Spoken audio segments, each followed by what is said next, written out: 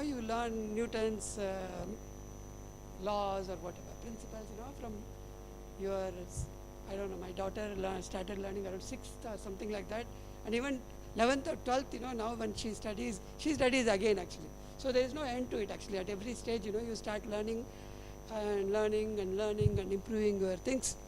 So that was the idea that, you learn from different masters and develop, interest in this.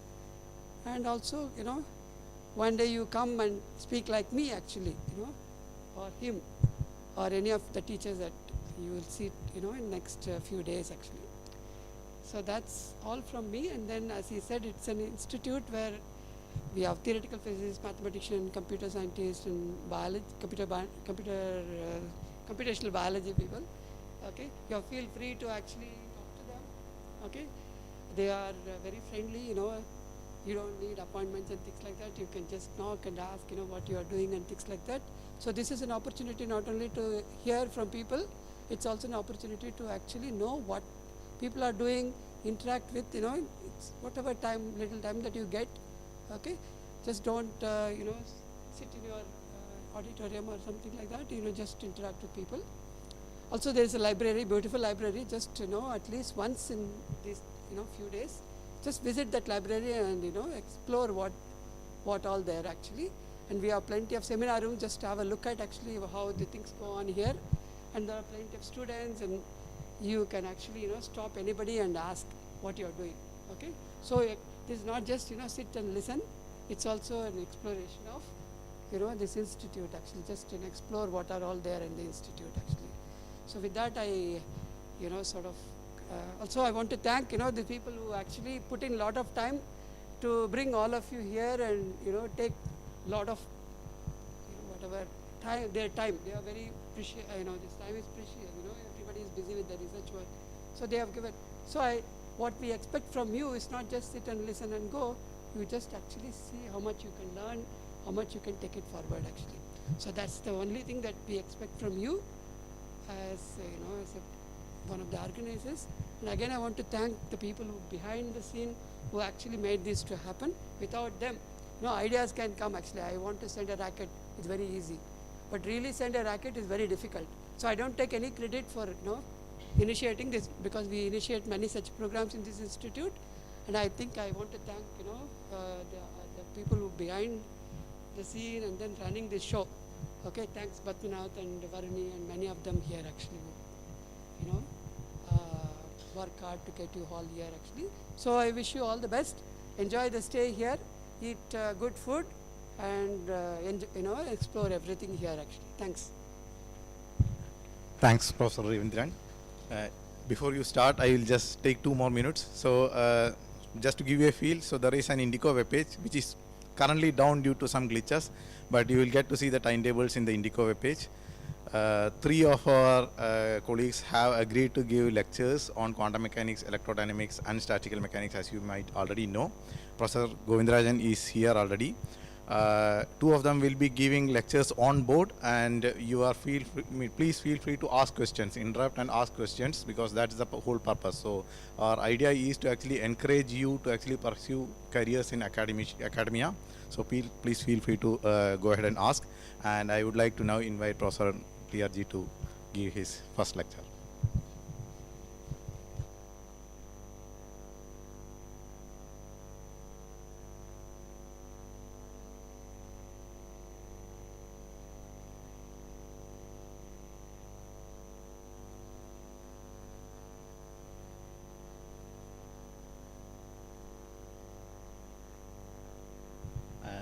Sorry, just want to actually announce one more thing.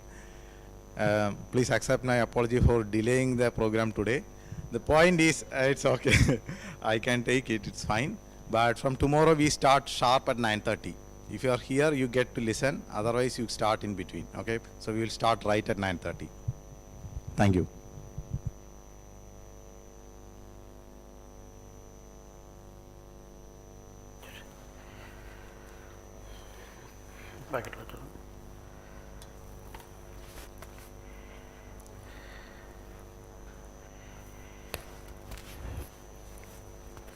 Hello. Hello, can you hear me? Can you hear me, everyone? Okay, fine. So this is a mixed audience, right from the top QCD people working in CERN and other places to college students from BSc, I suppose it is third year students who are here. So I have to, well, anyhow, they will be leaving, but I have to focus on two sets of people, and it is a mix. That mix is the only thing which is concerning me. The first is there are a lot of BSc students, third year students, and second is there are first year MSc students, and some of our students from our own integrated PhD also might be just jumping in. So it is definitely a mixed audience. So I am going to talk about quantum mechanics, okay, that is my intention. And the program, as mentioned by Padmanath, initially said that you will learn various things which will put you into research kind of thing. Well, I hope if I can kindle your interest to that level, I would be satisfied. So that is the first part.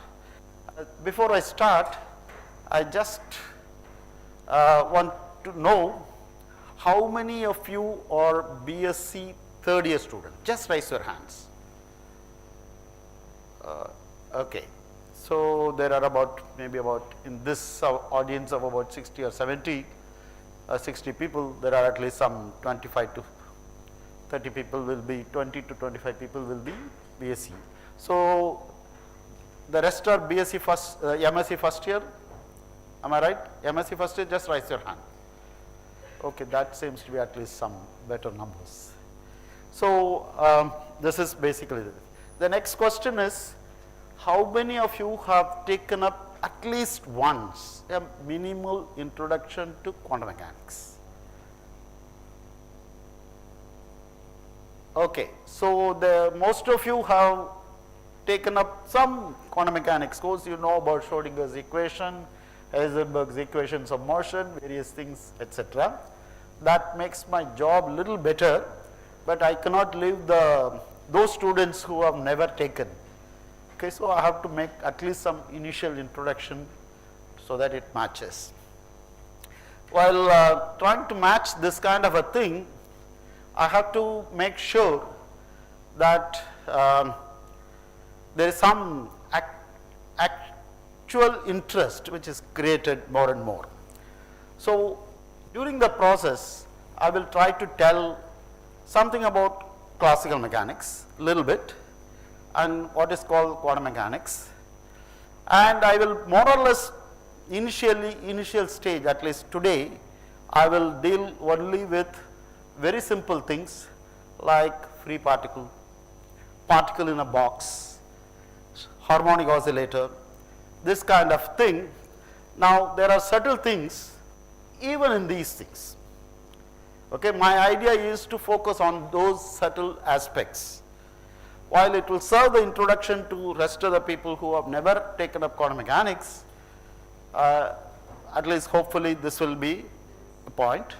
But those who have taken up quantum theory, quantum mechanics, which you have learnt in your classes or by yourself, this will at least give you some interest, because I am going to tell some of the things which are written in the books or some of the things which are taught in the classes are incorrect.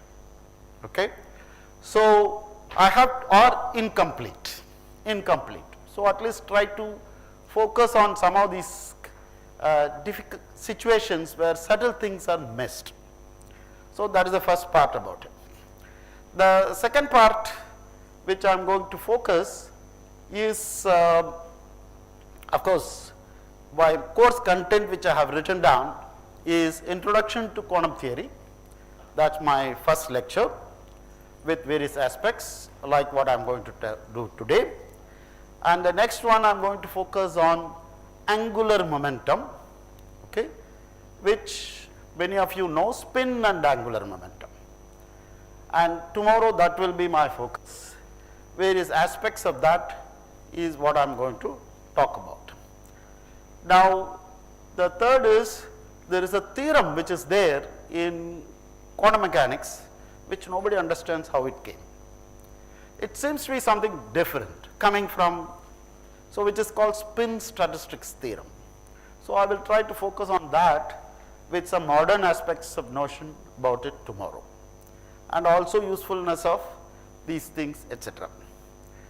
And so, that will be my 2 lectures or 3 lectures on how fast I go on quantum mechanics. The next one I am going to do, the real world out there is not ideal and exact that you solve all these problems like hydrogen atom, etc. It is not, the real world is not that. Okay? The real thing is a collection of hydrogen atoms, hydrogen molecules, and from there how do you get to what you measure experimentally and how do you compare it. Okay? Real world is not harmonic oscillator. It is worse than that. It might even be unharmonic oscillator. Okay? So, we should know how to handle such things. So, maybe my 4th lecture or 3rd lecture second half will start with what is called perturbation theory, what is called time independent perturbation theory, where I will try to explain some of the subtle things there also and follow it up. And the last one is what is called time independent perturbation theory, sorry, time dependent perturbation theory. So, this is going to be my scheme of things which I have planned for the 5 lectures, which to some extent I will try to complete it. And as wanted to know, have you ever taken up, all of you have taken up course in mathematical physics? I suppose all of you have some idea of mathematical physics. You know something about differential equations, partial differential equations, etc. So, some of those things will come up again and again. Most of the time I will not use them. I will try to solve many of these things by many of the issues by more or less hand waving arguments, or what you may call as group theory. Have you ever taken up something in mathematical physics in group theory? How about it? Yes or no? No. You are hesitating to tell no. Don't hesitate to tell no. So, I will try to tell without introducing the subject group theory, the subject itself will be introduced. For example, if I say group angular momentum, it is only group theory. See, I am going to, you have probably learnt angular momentum and you are doing group theory without knowing it is actually group theory. So, that is the point.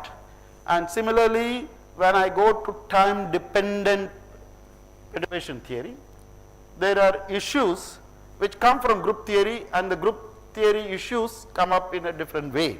Okay? So, that is what is the thing, etc. So, this is going to be my, I just wanted to get an idea about what level I should pitch by set of lectures.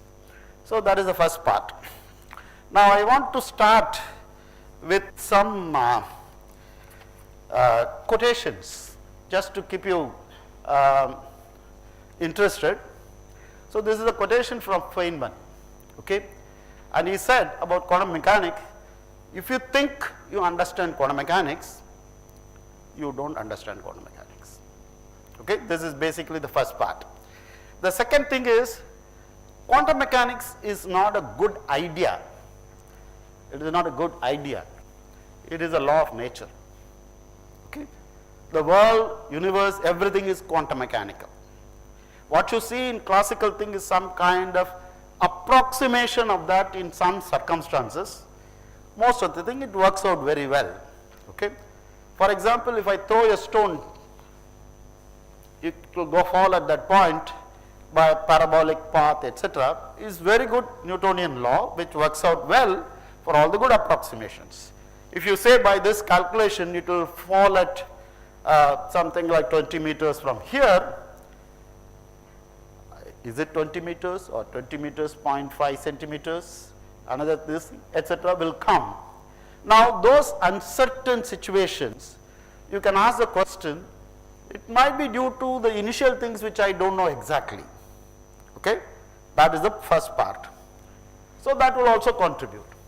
You can also have a situation where the law of nature by which you apply is itself incomplete. Classical mechanics, which is Newton's laws. Okay? Even that can be. So there is a problem which is inherently coming from the basic laws of mechanics which you used, and the basic situation of measuring how your initial state up, that is, I throw at this angle with this velocity, how accurately you know it. That will also give you an approximations. So you have to distinguish. For example, you can ask a question, I throw a stone and then it fall at this thing by Newtonian law, it works out well. Okay? So that's what we use in wars, ballistic missiles. They do. It doesn't matter if it measures by about half a centimeter or 2 centimeters. It works out to that level. So for all practical purposes, classical mechanics served that purpose, and that's what happened. But real law of nature, okay, is quantum mechanical. Okay? Your Newton's laws of mechanics are going to come from approximations of this. Okay? Approximations of this. And that is where, since we don't know exactly what are the real laws of nature, we believe it is quantum mechanical and we try to understand it. And what is the only thing that can be done? The only thing that can be done, go and compute, calculate. Okay, this is what Feynman said at last, stupid, you go and calculate. You don't understand the basics of quantum mechanics, but you keep arguing about it, whether measurement theory, that theory, etc., you work, and difficulties in association with that. Yes, those are all very, very subtle issues, but at the end of the day, go and compute and calculate and see whether things work out. Okay? That's where part of the experimental verifications, etc., come about. So this is basically the thing. And now you can ask a question. That's what we do. We want to simulate the universe or simulate the mechanics. Simulate the universe, which means what? I give you 10 to the power some 13 number of particles, protons, electrons, neutrons, etc., in some initial condition or somewhere to start with. I say these are the laws of force between them. I put it in the computer, tell me what is going to be the result. Now you put it in the classical computer, it will not give you the exact thing which you have got. You have to put it in a computer which is quantum computer. So because the laws of nature are quantum mechanical, you will find some enormous amount of differences even there. So you have to be careful. Now a lot of new things have come. What I was taught in my colleges and other things in quantum mechanics is far different from what is the quantum mechanics we do now, 30, 40 years afterwards. So you have to realize that part also. So this is basically my remarks about what I am going to do. Okay. Okay, so now I am going to start my lecture. It will be in blackboard. If any of you feel uncomfortable further, you can come forward. Okay, in the first few rows where you can enjoy. And because it is not the regular PowerPoint, I don't want to give a classroom kind of talk in a PowerPoint presentation. I will use a blackboard. Okay, this is going to be my theme.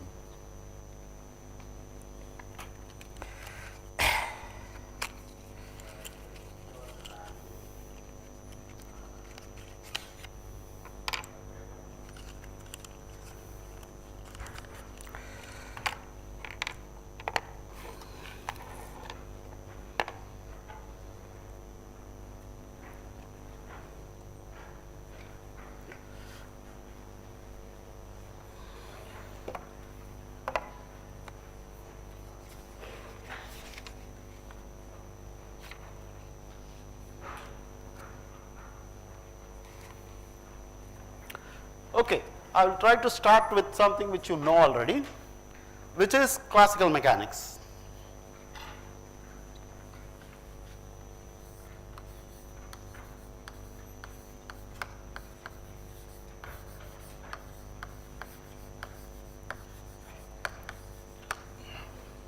Is my writing letters sufficiently visible at all the places? Okay, fine.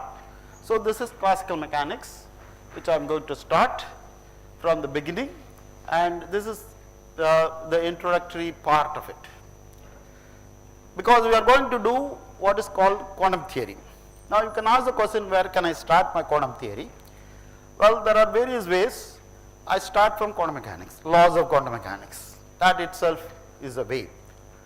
But unfortunately, we have not been doing, all our books start with some classical notions, because our observations, etc., came from classical mechanics. So try to understand from there and change those laws so that you have a better understanding of quantum theory. In fact, this is not the best way to deal with. I should probably, easier way to deal with quantum theory is try to take 2 by 2 matrices and start from there, and then increase the number to 3, 4, etc., to go up to infinite number. And when you say infinity, there are various ways of infinities also. So we should go into that kind of a situation. But that is not, well, that would have been better, but since most of you will have a background in classical mechanics, I am going to tell. And classical mechanics starts with Newton's laws of motion. Okay? Now, Newton actually said that particles, he somehow said there are particles. Now, what kind of particles are there? There are particles of 0 size, point particles. Nobody knows what is meant by that. The real particles are not 0 size, that is the kind, but it is a good approximation. It's a good approximation. And what he, by doing various experiments, others have done and also he has done, he came to the conclusion and focused on 3 laws of mechanics. This is taught, as our director mentioned, the director Ravindra mentioned, it's taught in early school days and later in 12th standard, etc., and finally even in colleges. So essentially he says that this particle has some inherent property associated with it. It is lazy. That particle does not want to change its state. The state is, maybe it is at rest, or it might be moving with some uniform speed or velocity. This is what the state is going to be of that particle is. Why do I say state is at rest, is like, or uniform motion? Where did I bring it? Because you can now think of that particle is there at rest, but you might be observing it from a train or somewhere, car, which is going with uniform speed. So with respect to you, it will be going with uniform speed. Okay, that is also there. So these two things are essentially the same, is depending on the observer's point of view. Okay, so because of that, he said particle is state of rest or uniform motion. This is what the first law was saying. It does not change, want to change from that state of rest. Okay, so that is the first law. But there is something more deeper into that. The second one is that if you want to change it, you have to apply a force on it. Okay. Now, if you double the force, the change will be double. If you apply triple the force, okay, how do I do this double, triple, etc.?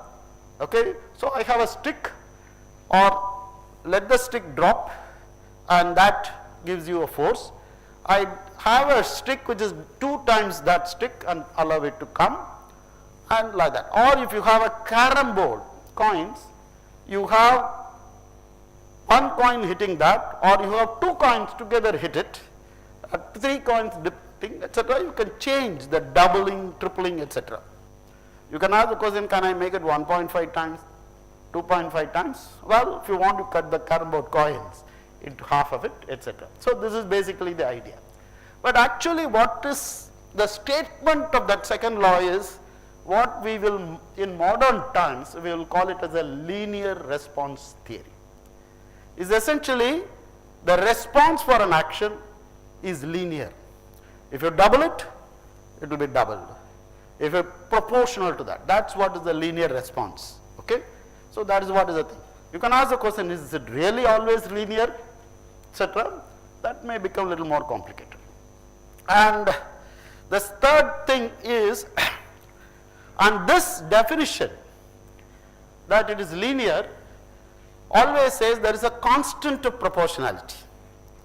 Okay, you have a state which is uniform motion or rest. If you want to change it, you have to measure it. That uniform motion change is actually acceleration. So the acceleration is going to be proportional to the force, and if you double the force, the response will be double. Okay, that's what is the change. The next one is that constant which is there, okay, which you have for this, is a measure of the first law. It gives you a measure of the first law. I said that all bodies are at state of rest or uniform motion. It doesn't want to change. It does not want to change. So if I want to change it, how much force? So if I want to do it, I should have a measure of this thing. If an object is very heavy, then your force which you apply will produce only a small change. Okay? So the law of first law, the measure which is required to tell you why is it so lazy, is a cosmological laziness.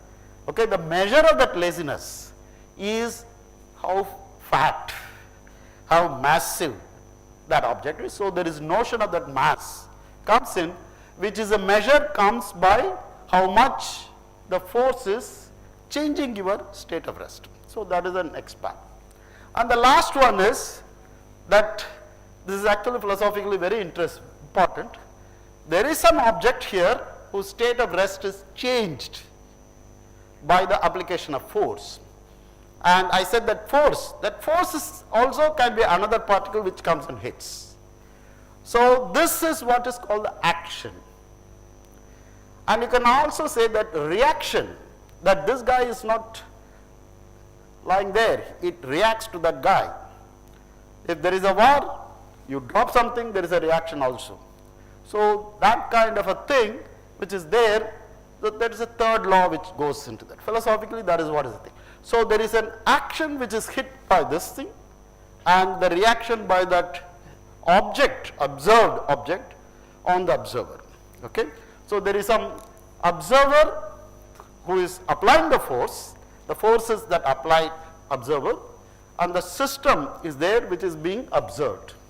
So these two are two different things, and they are equal and opposite. This is what is the thing. Philosophically, this is very dual nature. There is an observer, there is an observed. Okay? These two are two different things. Okay? Philosophically, this will get into more complicated structures, which I will not do that as of now. Okay. So this is basically the classical mechanics. So the first part, will this be visible with that? Okay. So we will say that force is equal to m times acceleration. I have put the vectors also, because we assume we live in some three-dimensional world, hopefully, and that's why I have kept it. You can assume it is in one dimension. So for example, the experiment can be done by a carom board, so it is actually one dimensional. You hit it and then goes there. Or you can have two-dimensional physics or three-dimensional physics, etc. So this is basically the Newton's law which is there. So this is written as m, which is the inertia measure of this thing, which is d square. Let me write xi by dt square. That is what is your change, the acceleration, change in the state of rest. Either dx by dt is 0 or dx by dt is constant. Now if you change that number, it is not a constant, then you have the question of acceleration, and that is what is this thing here. And now so I should call it fi if you want, because I put a note I index here, I is 1, 2, 3, etc. Okay. Now usually this force which you have is by what is called, it doesn't matter that the force between two objects is depends only on here and there, nothing the distance, etc. So you always, most of the time, take this to be what is called a conservative force given by gradient of some potential. Gradient of some potential. Now what is the idea about it is that gradient of that potential is again now the concept of energy dropped in from heaven. Okay? So this object has some energy and you move that object to this point, it does not matter how you travel. So the change is only given by how much is the energy here and how much is the energy here. If you have a object here at the potential energy might be what you might have learnt, mgh and 0. Okay, that is the change which is there. It does not matter if I throw this thing, it goes at this height and falls at that point, the change in potential energy is still the same. It does not matter whether you take a parabolic path or some straight line path or anything. That is what is the thing which is there. So this is the kind of a thing, and based on this, a profound, finally what is it you have to do? You collect all the systems of maybe one particle, maybe two particles, several objects are there. For example, if I have this chalk, can I treat it as a particle? That is a question. If I look at it, it looks like some 10 to the power 23 number of particles are there. Okay?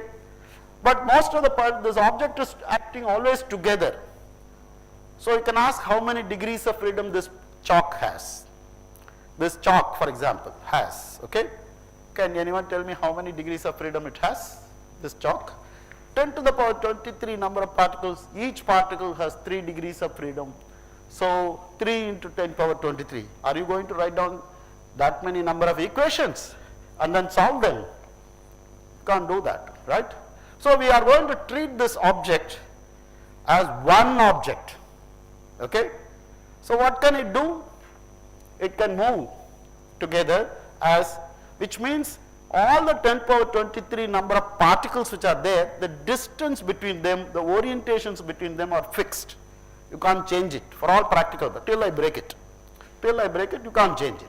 So 10 to the power 23 number of particles is irrelevant. They are all one particle.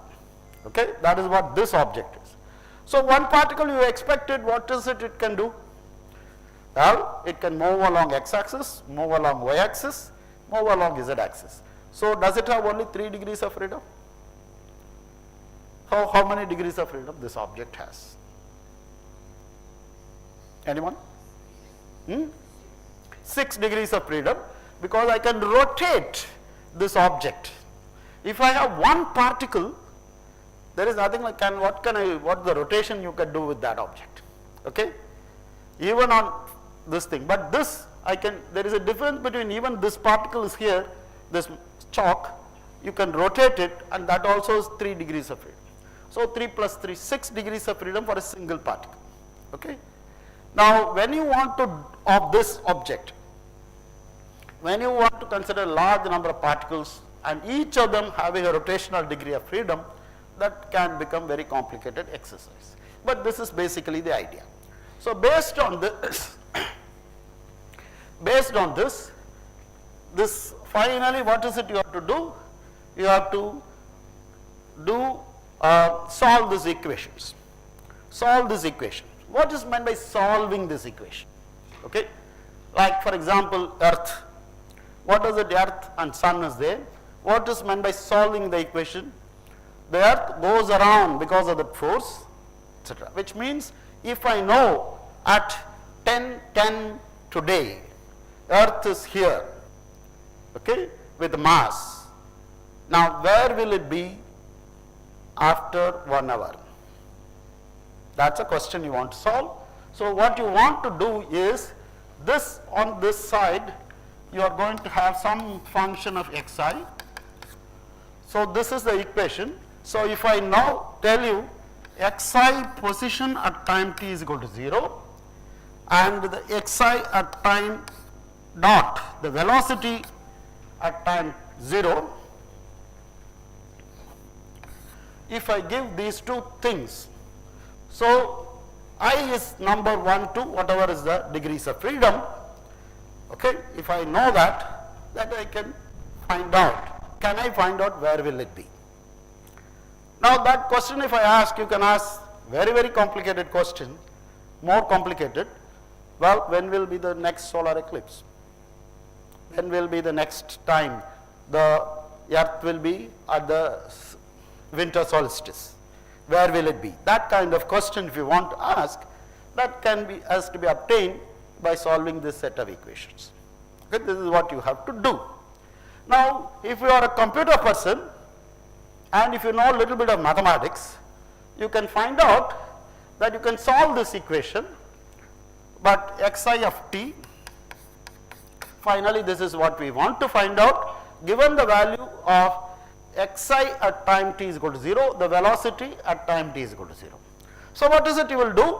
If you know Taylor expansion, you will do xi at 0, then dxi by dt and then t at small time afterwards, and then plus 1 by 2 factorial d square xi by dt square t square, etc.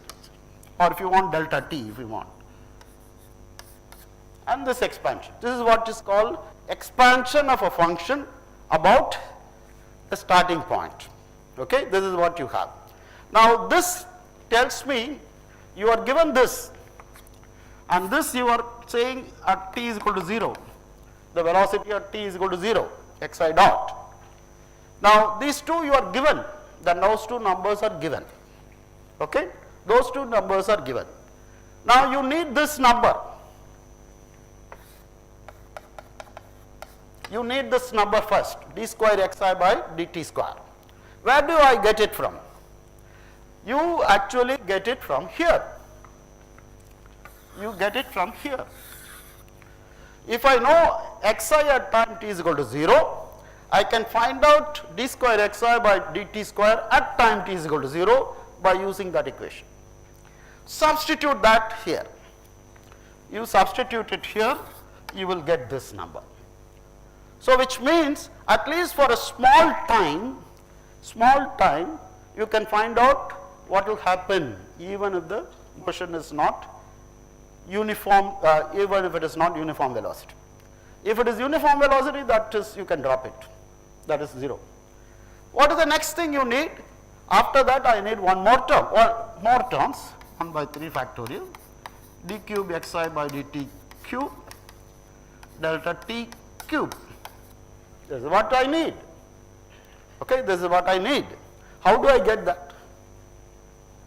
How do I get that?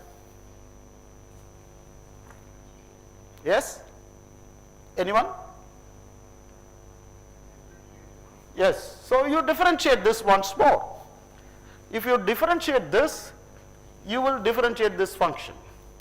When you differentiate it, you will get df by xi dot also will come. But you already know what is xi dot. So you can substitute that and get the third one. So there is no problem. You can get this also by, you can get this by differentiating the equations of motion. This I call the equations of motion. Okay, by differentiating this you can get it. That's all. As simple as that.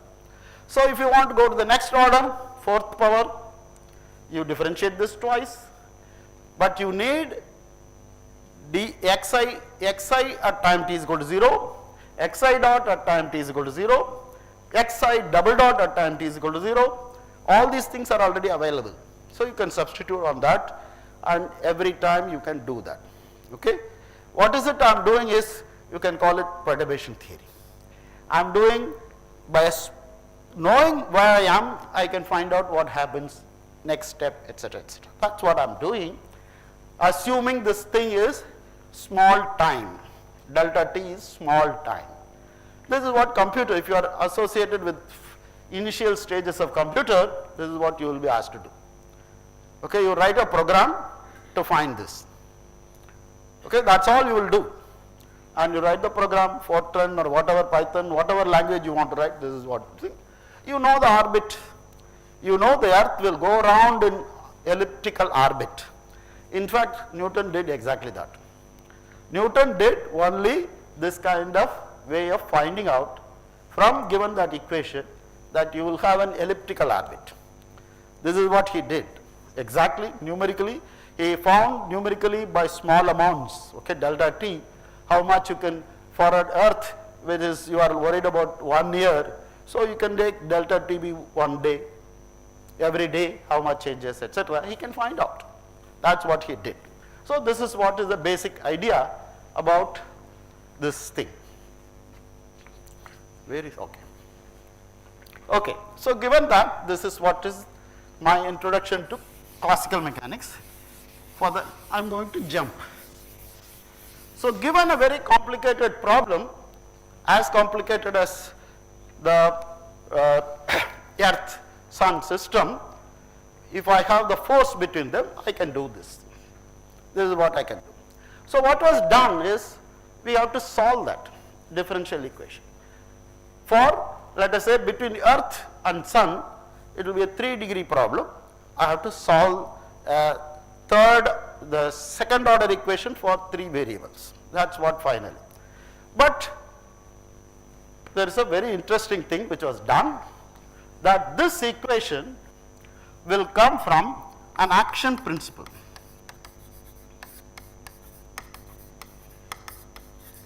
That I can define an action, yes, which I will call it as L, and all the degrees of freedom are Qi and Qi dot, and dt, 0 to some time. I can define what is called an action, where a function L is written down, and you can ask a question, if I want to go from here to here, starting here and I want to reach this point, what path it will take? Like for example, Earth is here, after 3 months it's somewhere else. You can ask a question, what is the path it will take? Okay. Well, in principle, it can take a path like this, it can take a path like this, it can take a path like this, various paths of this kind are possible. You compute for all possible paths. You compute this quantity for all paths. For all paths, you compute this quantity. Among the various numbers which you get for all paths, find out which is the lowest, minimum, the value, okay, which is called minimum action. So you find out where S, the path for which S, special path for which the value is minimum, the lowest value. So that is the path that object will take, okay. That is the path that object will take. That is what is principle of action, principle of extremum action if you want, minimum. So if I ask you to find out a minimum of a function, what do? You take differentiate, find the gradient of that, df by dx or is 0. That's what is done there. So you have to do that delta s is equal to 0. This will give you the minimum path, okay. So the whole idea is that if I minimize this for various paths, find out which is the minimum, that will give me the path. Or I can convert this question, which I call as a variational question. You write down a path, vary the path, find out what is the value for which it is minimum, then that will give you the thing. So this leads to an equation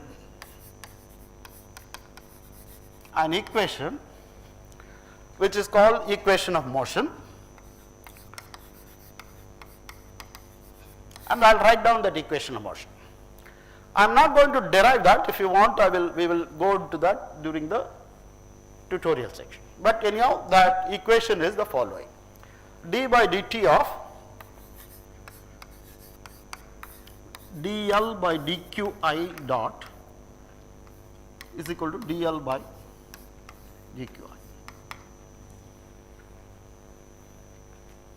Okay? If you find a qi of t, if you find a solution for this, that will be the lowest action. This is what variation of principle is going to tell you. Now, if you apply that to your problem, but we already know what is the equation of motion. We already know what is the equation of motion. What is it we know? We know this is the equation of motion. Right? We know that, for example, m d square xi by dt square is, say, minus gmm by r square times r xi, unit vector.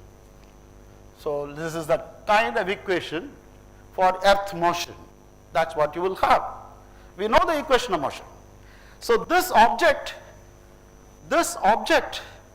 should produce this equation of motion. You can ask the question, what is that function L, which is called Lagrangian, which will give me this equation of motion? And that answer which you have been always told is L is half m xi dot square, let me write, or x square plus y square plus z square minus gmm by x square plus y square plus z square square root. I can even drop that m. Okay, this is what is the potential, what you write, right? Are you with me still till now? Yes or no? Because many of these things you know it, I am only telling it for the benefit of others.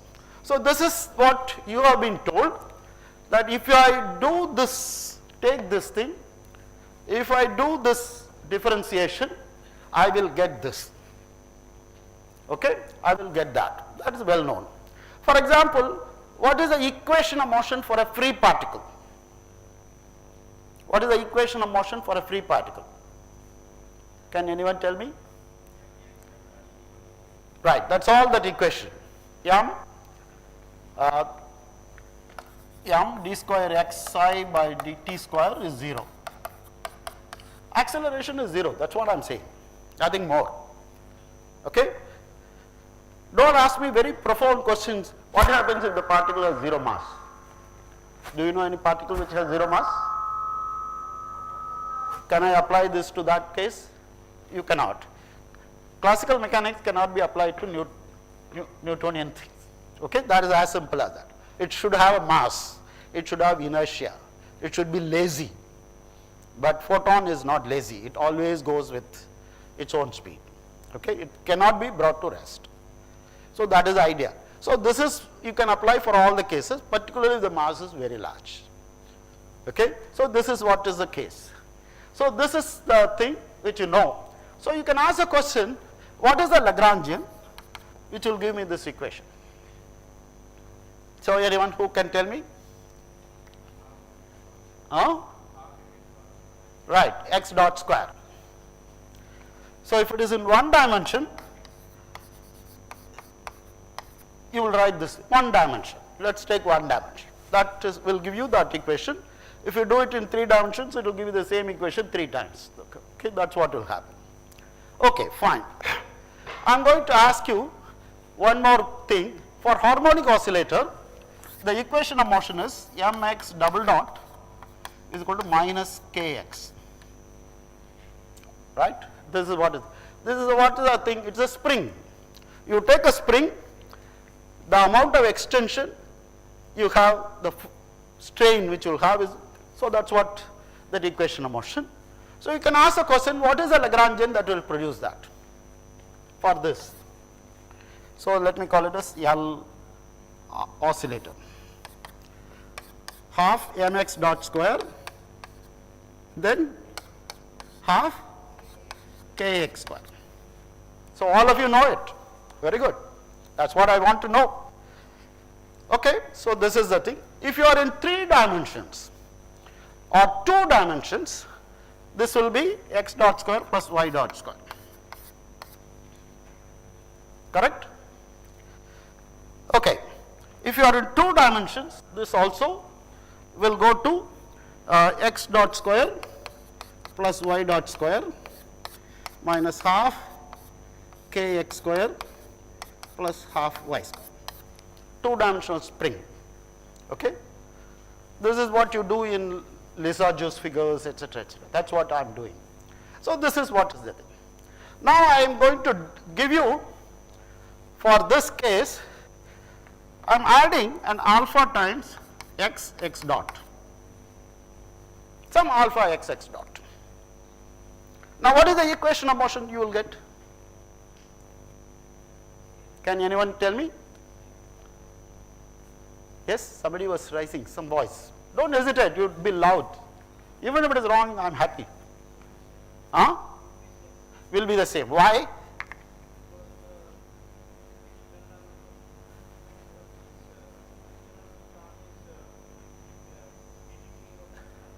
Yeah, you are right. If that extra term is some df by dt, a total time derivative, it will not change the equations of motion. Why? Because I wrote this equation here, integral L x dot dt. If I add a df by dt, this is 0 to t, and then dt here. If I add this thing, that part I can integrate separately. df by dt is f at time t is equal to 0, f at time capital T. But I don't want to change the initial point and where I want to reach. I start from here and end there. They are not varying.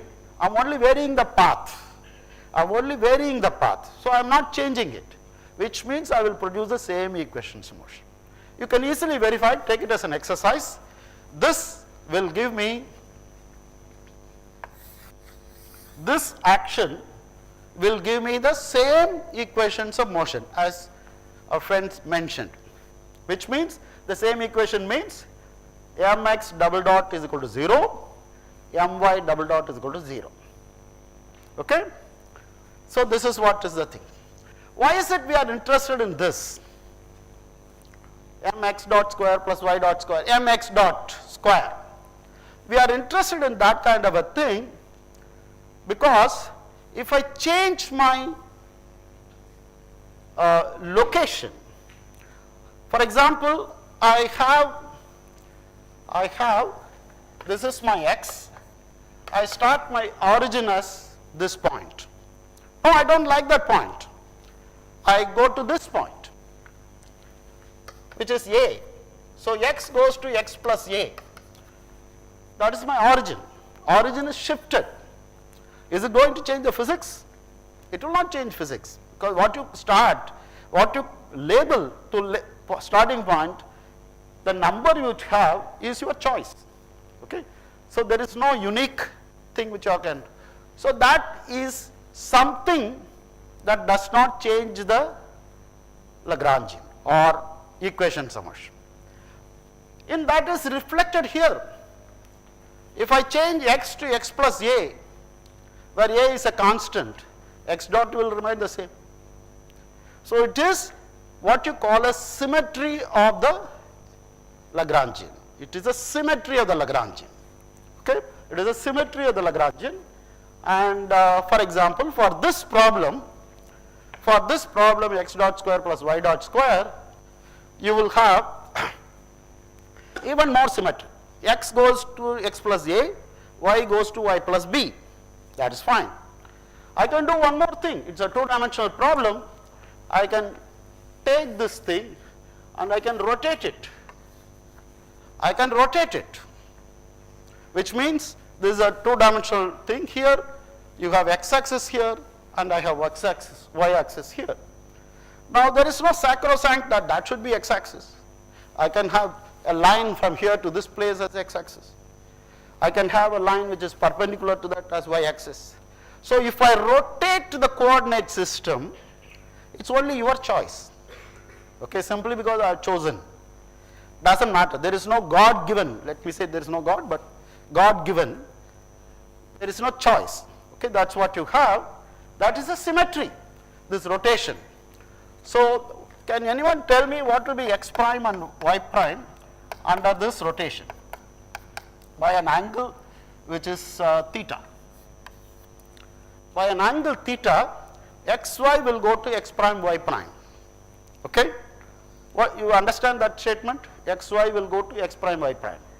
If you don't understand, tell me. What I am saying is, if any point here, this is P, it has coordinates xy, which means that if I drop a perpendicular here, this is x, and if this is y. That's what xy is, right? If I have changed this, rotated it, then I have to drop a perpendicular here.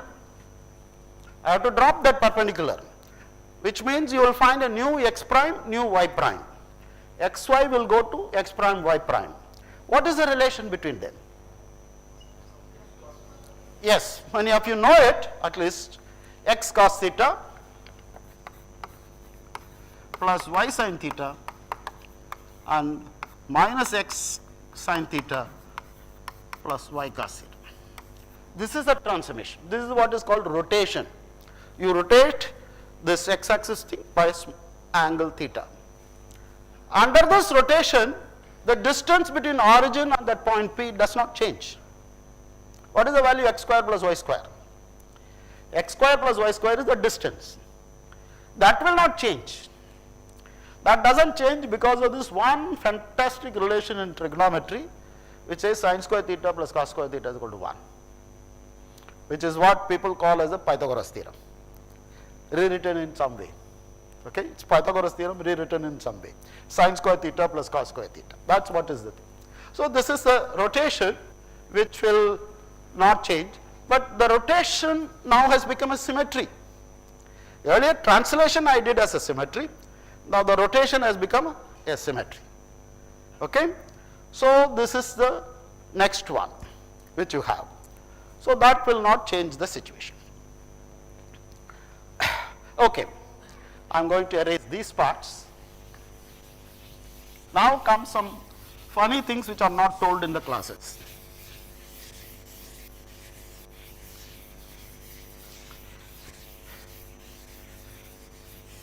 Well, simple things which are not told in the classes. Yes, go ahead.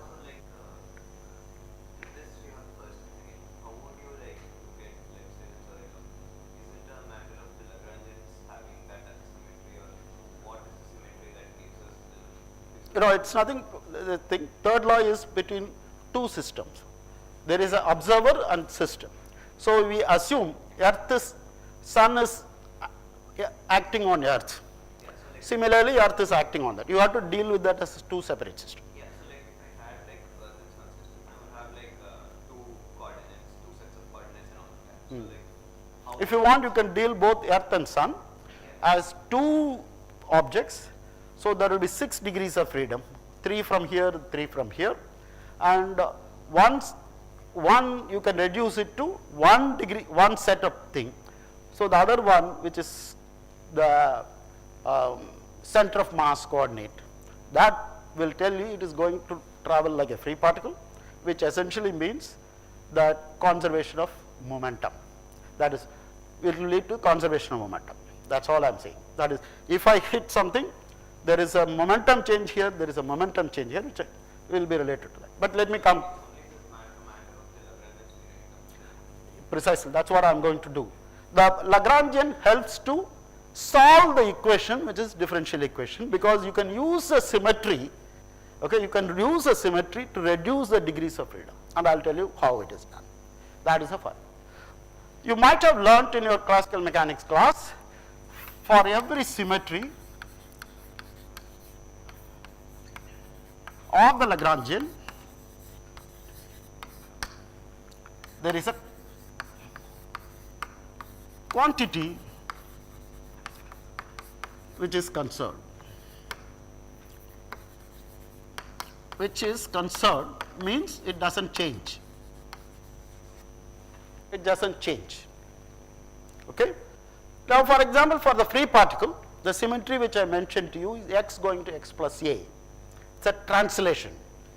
So, because of that, there is a conserved quantity, and that conserved quantity is what is called, well, x dot is conserved, the velocity or momentum is conserved.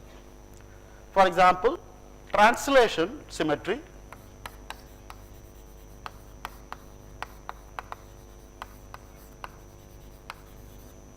leads to momentum conservation. Momentum is conserved. Rotational symmetry leads to angular momentum conserved. Now, you all know this. I am going to give you some exercise where something is bad is going to happen. It is not told in the classes. So, okay, rotational symmetry.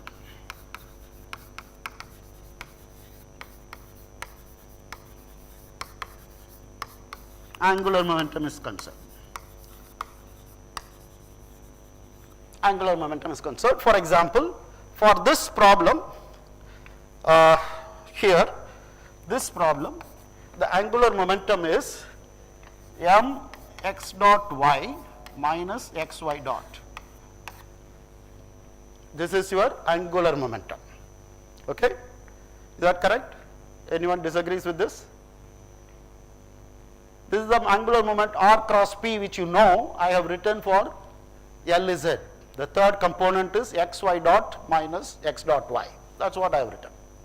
You agree with that? That is the symmetry which is. So, the question is, how does Lagrangian tell you, the symmetry of the Lagrangian tell you the conserved quantity? That is going to come from the same equation, that if L, let me write xi dot, okay, does not, that is, you change xi to xi plus delta xi, if you change it, if you do a change in that, it leads to the same Lagrangian in new coordinates. That is what it meant by that. If you do that, so you can prove, again this is one of the exercises which you might have done, the quantity which is conserved is dl by dxi dot delta x summation. Okay? This quantity is conserved. Now, in the case of free particle xi dot square, x going to x plus a, delta x is a. So, dl by dx dot, which I have written down, is mx dot. So, let me try to give this. If I start with this, this is my Lagrangian. The x going to x plus a, which is a is delta x. So, dl by dx dot is, if I differentiate it, I will have mx dot multiplied by a, this is a times that delta x, that a is a constant for all values of that, so you can drop it. So, what you have is dl by x dot is conserved, momentum is conserved. That is what is your relation between symmetry and conserved quantity. Symmetry of the Lagrangian gives you a constant of motion. Now, why is it we are interested in this is, we want to solve the equations of motion. Now, for the case of earth sun motion, there are 3 degrees of freedom, but if you have some symmetry of the Lagrangian, you can reduce the degrees of freedom to maybe less, to 2 or 1. So, which means some of the problems you have solved it. Whatever is the path which you have, this quantity is conserved. So, that path is chosen for which this is constant. This is what is happening. Okay? This is basically the idea. Okay? Are you with me till now? all the MSc students must have also seen this, and BSc students might have seen, but let me shock you a little bit.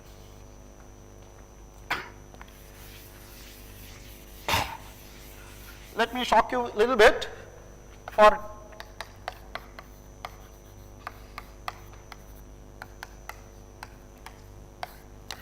two dimensions, mx dot square plus y dot square, I told you if I add this term,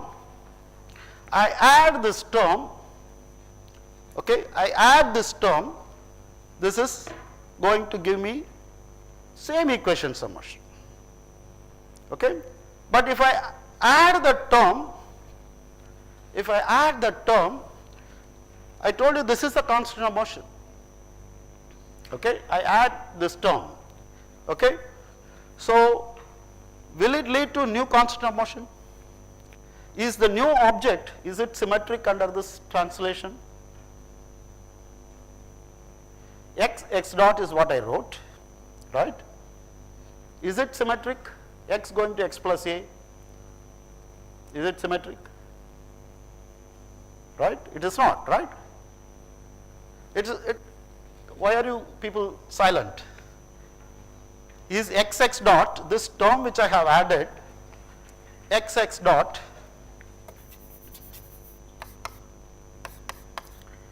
under x going to x plus a, does it remain the same? It doesn't.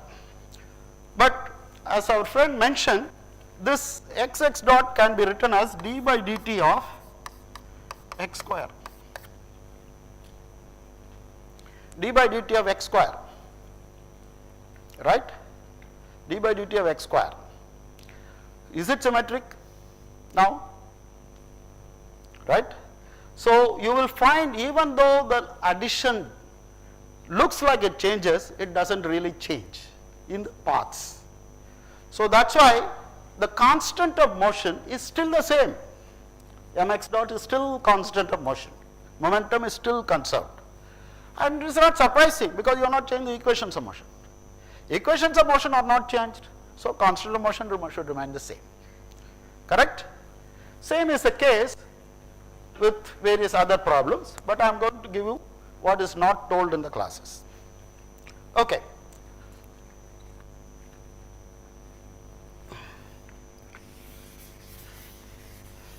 So, this produces, for example, if I add alpha xx dot, if I add, it will not change the equations of motion, right? Which means my equations of motion will remain mx double dot is equal to 0, my double dot is equal to 0. You agree with that? You should try to do that Euler equation. Okay, I am going to give you a different Lagrangian. I put a minus sign between them. X dot square minus y dot square. What is the equations of motion? It will be the same. Can you say why? There is no interaction is one thing. If you want interaction, I can give you one also, different one. But x dot square, if I differentiate d by dt of dl by dx dot, it will produce the same equation. The first equation will be mx double dot is equal to 0, my double dot is equal to 0. This is what this will give me. Okay, this will give me. Now, if I do for this, I will get mx double dot is equal to 0 minus my double dot is equal to 0. Okay, does it make a difference if you put my double dot is equal to 0 or minus my double dot is equal to 0? It does not matter. So, it gives you the same equation of motion. Okay, you agree with that? Now, I can ask the question, what is the symmetry of this compared to what is the symmetry of the previous one? I can rotate x dot square plus y dot square, I will produce the same x prime dot square plus y prime dot square. That is obvious. Does it happen for x dot square minus y dot square? Okay, it doesn't happen. It doesn't look like symmetric. But if I do rotation, I will not. So this Lagrangian, even though it gives you the same equations of motion, does not have the same symmetry. Now you can ask the question, is the two Lagrangians, are they differing by a total derivative, time derivative? Answer is, it is not. If two Lagrangians differ by total time derivative, L and L prime is some df by dt, they will give me the same equations of motion. That's rule. Even if some cases, even if it doesn't think, it can give rise to the same equations of motion. And this is one such example. Okay? And you wanted interactions, I will give you another Lagrangian. And that Lagrangian is mx dot y dot. I write mx dot y dot as my Lagrangian. If I ask you to work out what is the equations of motion, you will get my double dot is equal to 0 and mx double dot is equal to 0. It will be interchanged. Okay? When you vary x, you will get y equation. When you vary y, you will get x equation. That's what. Again, it doesn't have rotational symmetry. Now I can ask the question, is angular momentum conserved or not? This Lagrangian does not have rotational symmetry. Okay? This Lagrangian does not have rotational symmetry. Now these are not there in books. They are there in some books, but not in the standard books. Okay? So is the Lagrangian this thing? Is angular momentum conserved or not? Yes or no? Yes? No or yes? Conserved or not conserved? Tell me loudly. Not conserved. But my equations of motion are same. If some quantity is conserved due to equations of motion, it should be conserved even now. So mx, this object, is a constant. Irrespective of what you write, Lagrangian you write, it's a constant of the equations of motion. Right? So you can ask a question, this will remain a constant even for the new case. Even for the new case. Right? You can ask now the question, what is the symmetry it will correspond to? And I will give you that symmetry. But this exercise you should try to do by hand, at least note it down. The constant is, the symmetry is x prime is equal to x cos h theta plus y sin h theta. And y prime is x sin h theta plus y cos h theta. If you do this rotation, hyperbolic rotation, you will find x dot square minus y dot square is conserved, is same. You know hyperbolic rotation angle, cos h theta you know or not, right? You know e power I theta plus e power minus I theta divided by 2 is cos h theta. Similarly for sin h. There is a trigonometric angle and there is a hyperbolic angle. So this is the thing, and I want to see this is a symmetry for this Lagrangian. This is a symmetry for this Lagrangian, and the constant of motion, if you work it out, it will turn out to be the same. This will be the same. I have given you the constant of motion here. Okay. So anyhow, I have taken too long for my classical mechanics. I'll take another, anyhow I started late. Can I go up to another 10 minutes? Is it okay? Okay. So this is basically the thing. I want you to do this exercise, that this Lagrangian has this symmetry, and the constant of motion corresponds to this. The same quantity which you called the angular momentum earlier is a constant of motion even for this problem. Okay, try to do that exercise. Okay, that is for first part of the classical mechanics. Why is it I am interested in this? The symmetries play a role even in quantum mechanics. So I am going to jump to the next part, which is called Hamiltonian formulation. I gave you L Qi dot is my Lagrangian. I am going to define what is called a Hamiltonian. Okay, now the variables are Q and Q dot. What is it you have? You have if number of variable is n, you have n second order differential equation. What you have is n second order differential equation.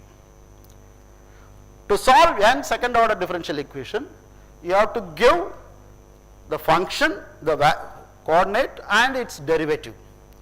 So you have to give 2n initial conditions. If you give me 2n initial conditions, you have solved the problem. You can solve it. Now if I give you 2n constants of motion, you have solved the problem even to start with. Even to start with, you have solved it. Because what else at the end of the day? You have to solve, if I know 2n constants of motion, then you have solved the problem completely. There is nothing else. So this is what we know. Now I am going to give you I don't want to have n second order equations. I will have 2n first order equations, okay, which is the same.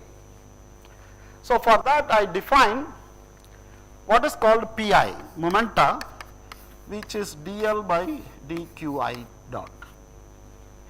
For every variable, the derivative x qi and qi dot, I define this thing, qi dot. Then I can write down this function, which is Pi qi dot minus L. The summation is over all the variables, I call that function as Hamiltonian. If I work out all these things, it will turn out to be the energy. It will turn out to be half mxi dot square plus v of x. It will turn out to be the energy, which you call as energy. I should now call that as p square plus m, v. This is p square by 2m, because pi is mxi dot. Okay, that's what it's your kinetic energy plus potential energies will turn out. That's what is called the Hamiltonian. But now you have qi and pi. Variables are qi and pi. The variables are qi and pi. qi and pi. The most important thing that happens when you make this change is, you look at, there is a qi dot here, right? In the Lagrangian also there is a qi dot. So it looks like, the right hand side looks like a function which is qi dot, qi dot and pi. There are three variables. So it looks like 3n degrees of freedom. But actually if you look into it very carefully, you will find it depends only on qi and pi. Whatever qi dot was there will be cancelled by the L qi dot. So you will not have any qi dot in that, it will have only qi and pi. Okay? So this Hamiltonian is a function of only q's and p's. Okay? Q's, instead of velocities, you have replaced it by momentum. That is what it is. Okay? So that is what is the thing. So you can write down the same equations of motion in terms of the Hamiltonian by this following equations.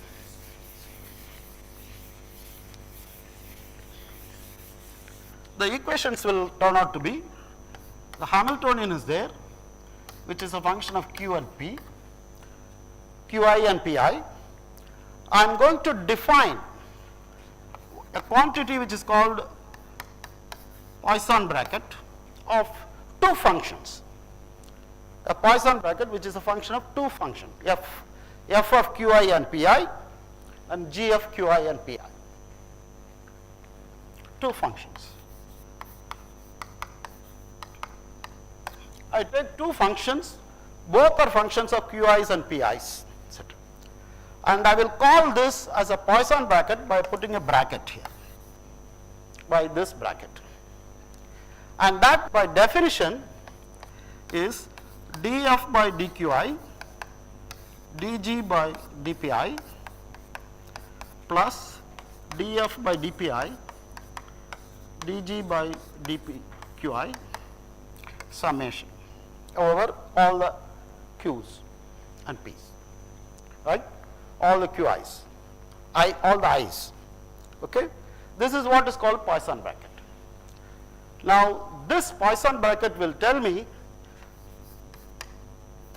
any f which is a function of qi and pi. If I want to know the time derivative of that function, I have to only take the Poisson bracket with the Hamiltonian. That's all. So for example, pi dot will be dh by dqi, if I am right, with a minus sign, or qi, yeah, minus sign, and qi dot will be dh by dpi.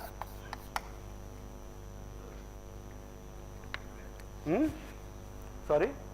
Oh, I put a minus sign, sorry. Thank you. That should be minus. Thank you, that is the correct one. I made a mistake. So this is the thing. Your equations of motion, whatever Newton wrote, Newtonian equations of motion are written down in a new form.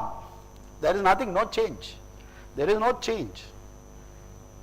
The same variational principle can be applied here also. The same equations of motion, instead of having n second order differential equation, you can have 2n first order equations. That's what is done using these brackets. Using these brackets.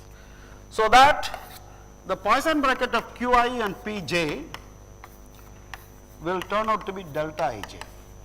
You know delta ij is whenever I is equal to j, it is 1, otherwise it is 0. So this is the Poisson bracket of qi pi. Okay, this is what is the thing, and you have this Hamiltonian, which is a function of qi and pi. If you give this relation and this relation, this one, you have the same equations of motion. There is no difference. You have the same equations of motion. So at the end of the day, as far as Newton is concerned, it doesn't matter whether you want to use the Lagrangian, it doesn't matter whether you want to use Hamiltonian. What you need is only equations of motion. Equations of motion will tell me the dynamics of the system.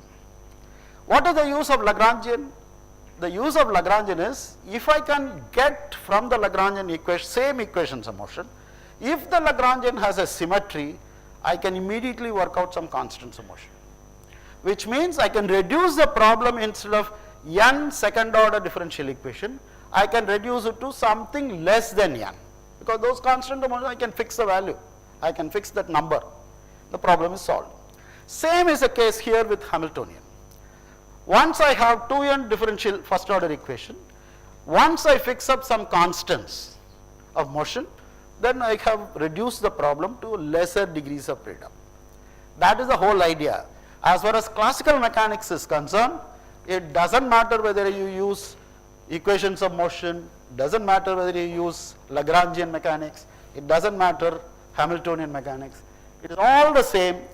The other things which are introduced are only a method of solving the differential equation in a nice and simple way, so that you don't have the headache.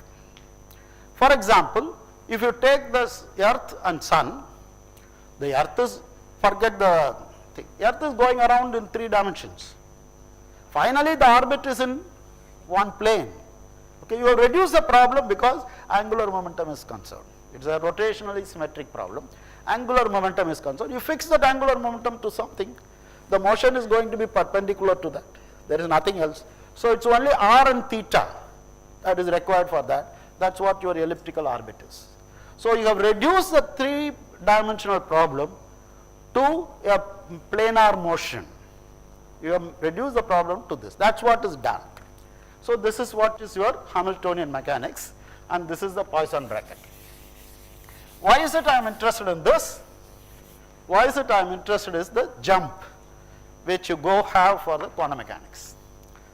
In quantum mechanics, okay, I am going to make the jump. There are two guys who gave two different formulations of quantum mechanics.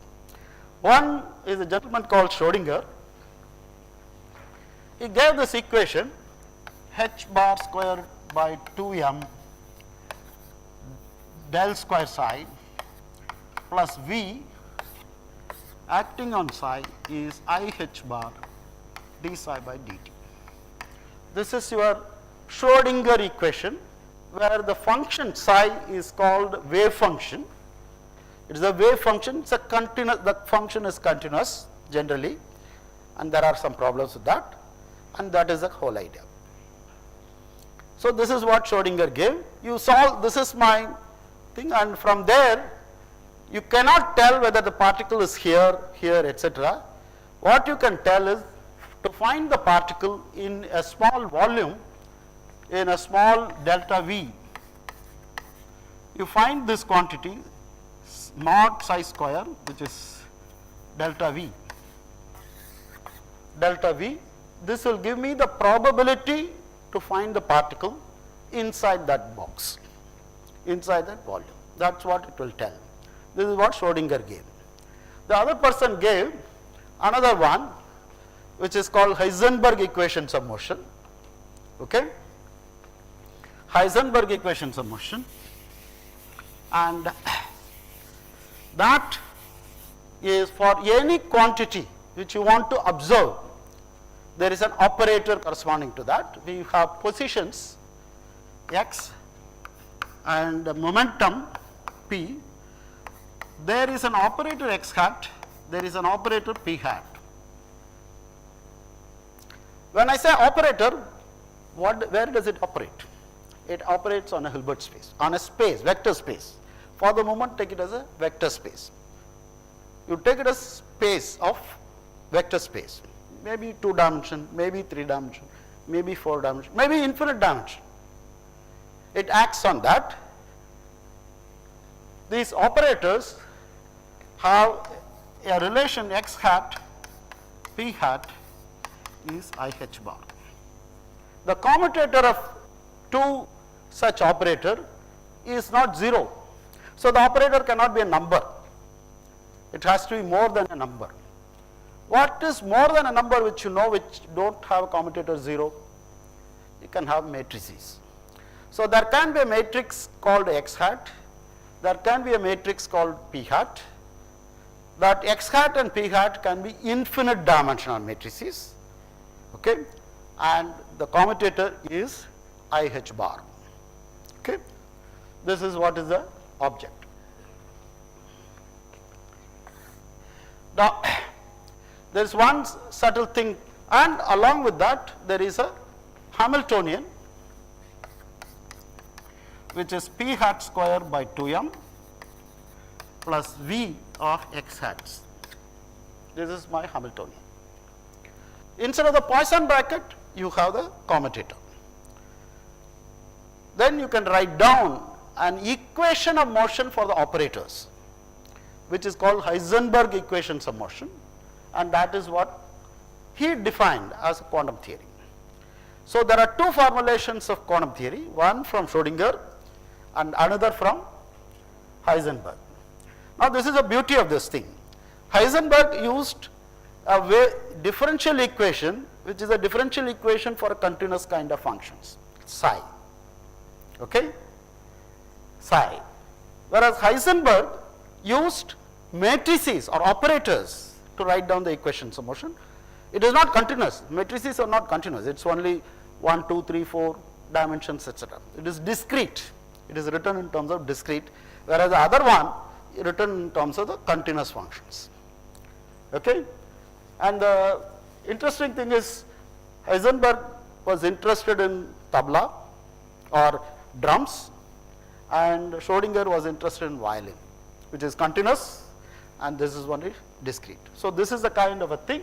You have two equations here, two formulations, but both are identically giving you the same results. That is the beauty. And that is because, like I told you, you can have a way of writing down coordinates x, y, z, etc. You can have a rotation. You can rotate from one to another. You can go from one to another. In one way of writing that equations, you have Schrodinger thing. In another way of writing the same thing, you have the Heisenberg thing. Both are the same thing. It is only the way you look at it. You look at it. Okay? Both are same formulations written in different form. That is what is the basic idea. Okay? This is what quantum mechanics is. So Dirac wrote a book in 1930s about principles of quantum mechanics, where he gave a prescription of what is quantum theory. Dirac, who knows about both Schrodinger and Heisenberg, he said, okay, because we have to somehow relate it to classical mechanics, because finally we come from classical mechanics. So in the classical mechanics, I know Lagrangian, I know Hamiltonian, and when I go Hamiltonian, I have the Poisson brackets. Q I P J is delta I J. So he gave this prescription in his book that for every dynamical variable, which you are call it as observable, there is an operator. For every object, there is the number may be any number. For every dynamical variable, there is an object, which is called the operators. And those operators, they obey a commutation relation. That commutation relation is, you exactly take your Poisson bracket, instead of calling it as Poisson bracket Qipj, where I have written down somewhere, so here, this is the Poisson bracket which I have written down, and that make it as a commutator. Poisson bracket become commutator, and delta Ij becomes IH bar. Okay, instead of 1, it is 1. I times H bar is a number. You can make H bar is equal to 1, a definition, okay, equal to 1. That is what is the prescription which he gave of doing quantum theory. Whereas quantum theory is fundamental and classical theory is approximation. So this is what was done for initial introduction to quantum theory, and this is the kind of prescription which was given by Dirac.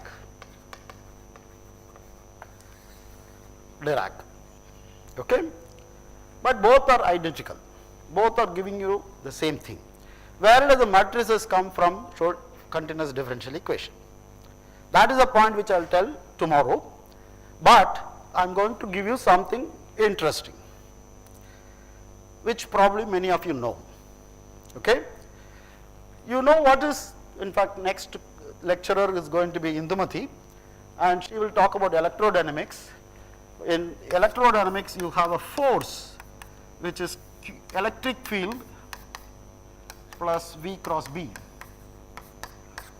So this force is m d square x r by, let me write it as r, by dt square is equal to q e plus V cross B.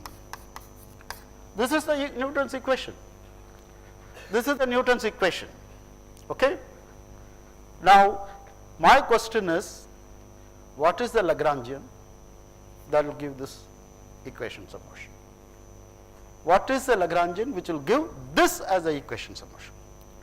By afternoon, or by, many of you may know, but I will ask further questions based on that. But what is the Lagrangian which will give this equations of motion? The equations of motion are very simple. QE plus V cross B, this is Lorentz force. Just like you had force between two charges, Q1, Q2 by R square.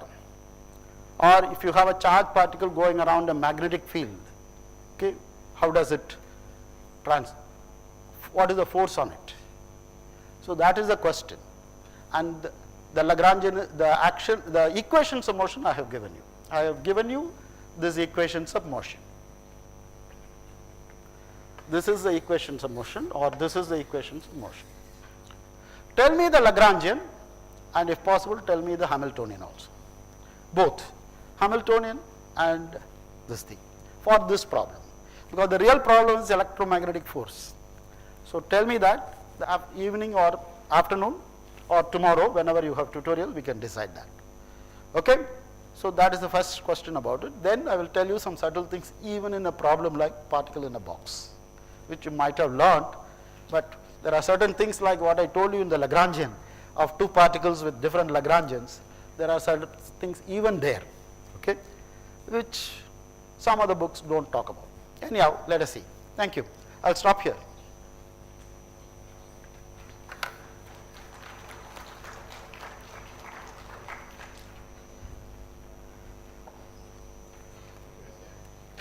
Questions, please. Don't hesitate to ask. Yes, yes. Sir, Lagrangian is path dependent. Lagrangian is a function. Okay, the action is path dependent. Action which I work out is Lagrangian is only a function, q and q dot. If you give me the value of q and q dot at some point, I can find out. If I do that integral, the value of that integral will depend on what path you take. It's like area is a function of x. If I draw some curve, what is the area of the curve from this point to this point with respect to this? That depends on what is the path. So we will call that as a functional. Area is a functional of the curve, and function is a function. It's not, I should not call area as a function of function. It is not that. A of f, which is a function of x, I should not call it as a function of function. It is not, because it depends on the path. So like that, that action is a functional, whereas the Lagrangian is a function. That's a difference. And Okay. that hyperbolic rotation, does it have any, what do we say, any, in the sense like, how do I see it? How do I see it? If I See say the area- Lagrange, see the point is, at the end of the day, as far as classical mechanics is concerned, it's only equations of motion. Now the equations of motion have a very, very large symmetry. Now when I write Lagrangian, it captures a part of that symmetry. Okay? If I write equations of motion for say free particle, it has a huge symmetry. Whereas if I write Lagrangian as x dot square plus y dot square, it captures only rotation. If I write it as x dot square minus y dot square, it captures another part of the symmetry, not the rotation. If I write x dot y dot, mx dot y dot will also produce the same equations of motion. Okay? And that is one of the exercises. What is the symmetry of x dot y dot? Mx dot y dot. I want to change x and y to x prime y prime, so that x dot y dot remains the same. So what is the symmetry of that? Correspondingly, what is the constant of motion? Constant of motion will be the same. There is no change. Okay? So that is the point. Okay? Anything else? Yes. Sir, what is the reason? Is there any deeper reason as to why the action principle it works to construct laws for almost every area of physics? Is it like just a clever guess, or is No, there actually some it deeper doesn't. reason to it? Actually it doesn't. It can become complicated. For example, my equations of motion, okay, which I have from x dot square plus y dot square is same as x dot square minus y dot square, the equations of motion. I work out from the Lagrangian, I work out the Hamiltonian from there. And if I want to do the quantum mechanics, okay, the quantum theory of this kind of writing Lagrangian is different from the quantum theory of the other, which you write as a Hamiltonian operator. So these things can make a difference. That's one of the reasons I was thinking, because there was a question which was asked by Wigner in one of his papers in 1930s. Does equation of motion determine the quantum theory? Okay? The answer is the Poisson bracket structure, which also plays a role in determining the structure, quantum theory.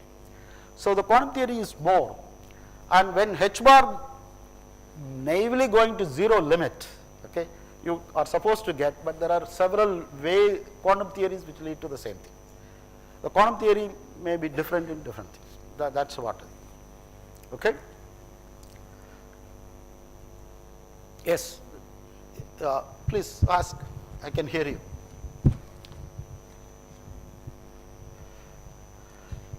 So I want to I want to talk about the two Lagrangian that Yes. you get, that half m x dot square plus y dot square, and another Lagrangian is half m x dot square minus y square. It gives both of the Lagrangian gives same equation of motion and same solution. Right. So is there any chance to differentiate between which one has the angular momentum symmetry in trigonometric coordinate and another one in hyperbolic? The coordinates are the same, regular Yeah. x and y. Okay, as a quantity it is the same. What is the symmetry which you have between xy to x prime y prime? In one case it is trigonometric rotation, in another case it is hyperbolic rotation. Yeah. But both of them lead to the same constant of motion. Yeah, but those have a same solution, that x. Yeah, so same constant, xy dot minus x dot y is a constant, independent of whether you write this Lagrangian or that Lagrangian. Yeah, if I don't look at the Lagrangian, So as I told you, it's only equation, as far as the classical mechanics is concerned, it's only equations of motion. That determines all the constants. The Lagrangian which you write or Hamiltonian which you write to get that helps you to identify the constant of motion. That's all. thank Yes. Is there anything else? Okay. Mm.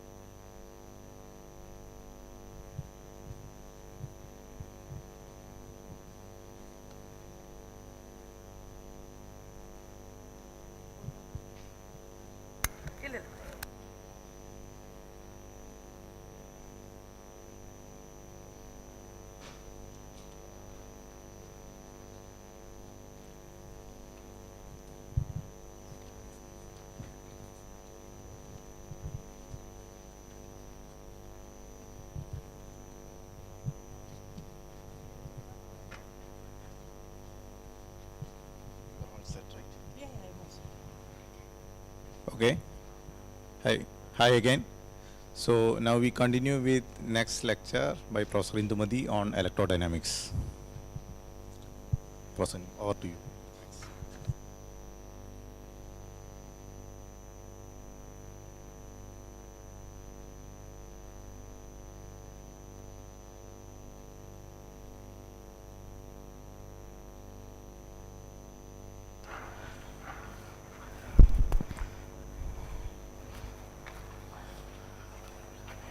No, I'm don't worry.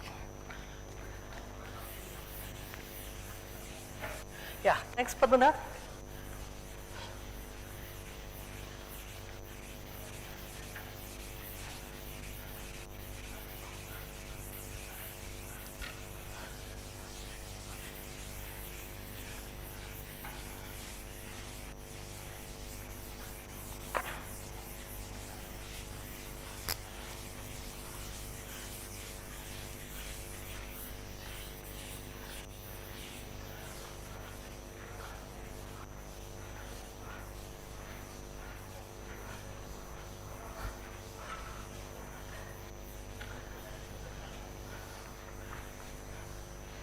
Okay, so good morning everybody, I'm Indumati, and so just to get a feeling, how many of you are BSc students? How many of you are MSc students? MSc second year students? How many of you are neither BSc nor MSc? Engineering, PhD?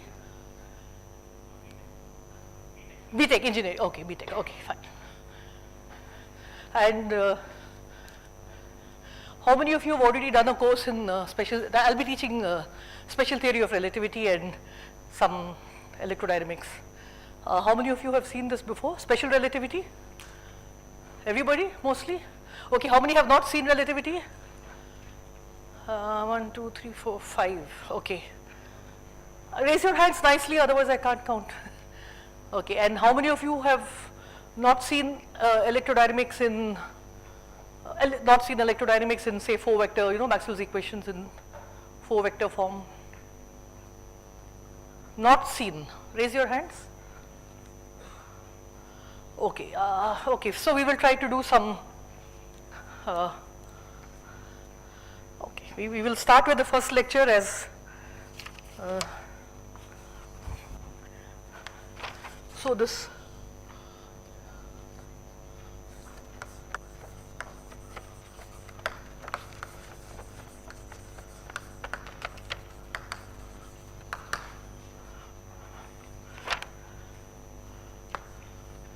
so it depends on the level at which you want to read this.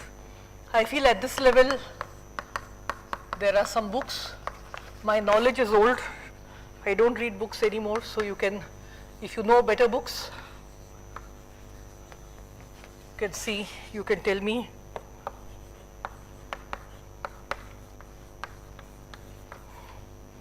Then there is a University of Cambridge lecture notes online. It's kind of brief, but kind of gives you an idea. Kogut. There are many, I mean, of course, if you want, you should read Weinberg's book. It's always good to read, right? So,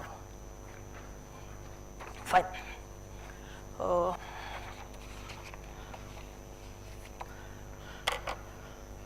So I guess if all of you have done a course on relativity, all of you know why we need to work with special theory of relativity, right? Why do we need special theory? Why are we not happy with Newtonian mechanics? I see nice smiles, but no answers.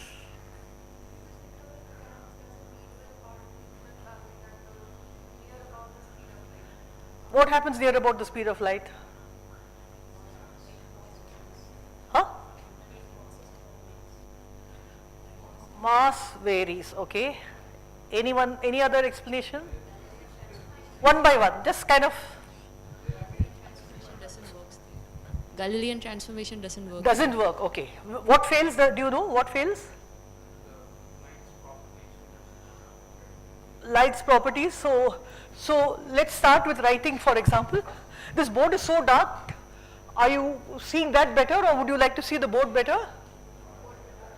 You want to see the board better? the board lights போட்டு முடியுமா? Thank you.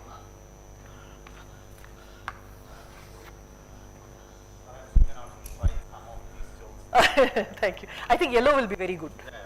Yeah, thank you. Excellent. Okay. Yeah.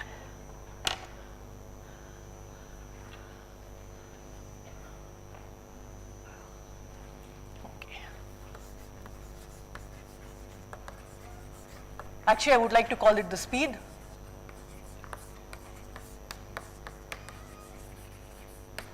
Yellow is nice? Yellow is nice, nicer than white? Okay, good. So, speed of light. So, this you must have all read. Everyone's heard about the Michelson-Morley ether experiment. So, what brings the waves, what carries the waves? So, you want to see that in different directions, if the wave is, if the ether wind was pushing it this way, then you should have seen difference in the speed in this direction versus this direction. You didn't find it, right? So, speed of light is always a constant, and that immediately when you are adding velocity, so if I am traveling at relativistic speed with respect to some other person who is also at relativistic speeds, and then you add our two velocities, it's going to exceed the speed of light, and that directly comes into contradiction with all the observations, right? And so that is why it only matters when you are at very high speeds which are close to the speed of light. Now I wrote down somewhere the speed of light. All of you have internet, you can look up Google. Speed of light is now a single number with no decimal places. I hope you know that. It is a fixed number, and that is it. That is the speed of light with no error bar. And can anyone tell me why? You all learned quantum mechanics, right? Is there someone here who hasn't learned quantum mechanics? Anyone who has? Okay, fine. So, how can you allow speed of light to be a fixed number with no error bar on it?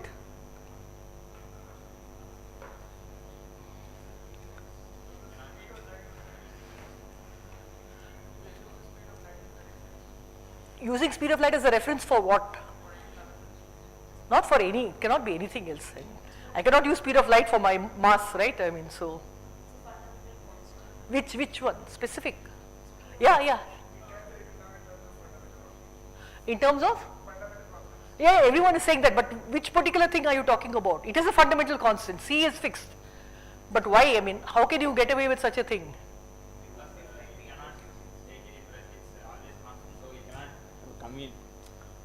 You will adjust what? You will adjust the mass, or you will adjust what? What definition will you adjust? Very nice. You will adjust the definition of a meter, right? So you take something, I think it's krypton 86, maybe something else, and so many wavelengths of krypton 86, okay, of a particular frequency, I think some orange red of frequency or something like that, because the frequency is fixed, and then that many wavelengths of it will give you, in vacuum, will give you 1 meter. And you know that, you can write, you know the frequency, that is h nu and equal to hc by lambda, so c is then a number. So lambda in meters is adjusted so that c is whatever the constant number, 299 something, which is roughly 3 into 10 power 8 meters per second, right? So the definition of meter has been adjusted so that c is now just a constant. So as far as I am concerned, and if it won't bother you, once in a while I will tell you, it is some constant, I will call it 1. Okay, and this is called natural units, but maybe in today's lecture I will keep c and then slowly I will drop it, so that you will also get used to it. And in quantum mechanics and in quantum field theory, there are 2 natural units, both of them are set equal to 1. These are called natural units, okay. H cross is h by 2 pi, h is Planck's constant. So what is the dimension of h? Dimension, I don't want the number.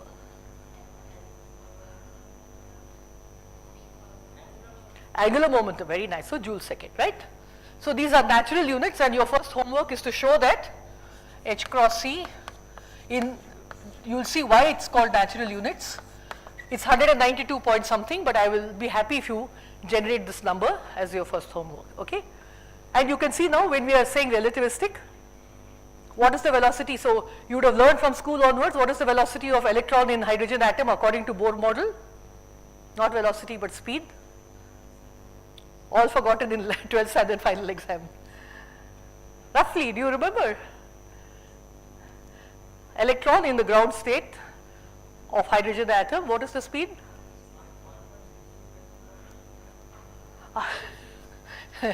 I will just say V of the electron according to Bohr model, where alpha is fine structure constant. Okay? If you don't remember this, you can go back and look at your textbook all the way from school to college, right? What is the fine structure constant? Does anyone remember the value of it or the definition of it? Okay, it's 1 by 137, and what it is actually is it's proportional to E squared, and the remaining constants depend on what kind of units you use. So for particle physicists, which I am, it is E squared by 4 pi, but it can be H cross C, which for me is 1. So you go and take your best definition, but it is roughly 1 in 100. So is alpha C large or small? Is the speed of the electron in the hydrogen atom ground state orbit according to Bohr, is it a large number or a small number? Comparable to speed of light. How many of you think that it is comparable to speed of light? No one had breakfast because hands are being raised like this. Okay, so how many of you think that it is small? See, it doesn't matter, there is no judgment here. I just want to kind of make it interactive, otherwise you will be thinking of lunch, right? I mean, okay, is it clear? So the main thing is that if you compute this is 3 to 10, let's call it just 10 power 8 meters per second, and this is another 10 power minus 2. So this is like 10 power minus 10 meters per second. Sorry. So what am I doing? Sorry. 10 power 6 meters per second. Okay. And 10 power 6 meters per second is roughly 10 power 6 kilometers per hour. Because there are 3600 seconds and 1000 meters in a kilometer. If you forget again the 3.6, again that is, so you are roughly going at 100,000 kilometers per hour. Is that large or small? Large, right? Compared to like my speed right now, it is very, very, very large, right? So that means if you are looking at atomic, subatomic objects, then the speeds involved are comparable to the speed of light, and therefore special relativity must be involved, otherwise you are going to go wrong, because we have found contradictions. All of you know that there are contradictions, and that these objects do not satisfy Newtonian or what is called actually Galilean mechanics, right? Newtonian mechanics or Galileo principles of classical dynamics, right? Is it okay? So of course, I don't know, so now in MSc you would have learned that actually the electron is not going around and around the nucleus, so there's actually an electron cloud, and you would have learnt about S wave, P wave and stuff like that. So it's actually a wave function and the probability distribution around the origin where you expect the nucleus to be like a point object. But it is convenient to think in these terms, right? I mean, so it's not as though the electron is actually going around with this velocity, but it's a number associated with it, okay? Just to clarify, I mean. So here is where we are looking at, maybe we can use more of the board. So in fact, now that we have talked about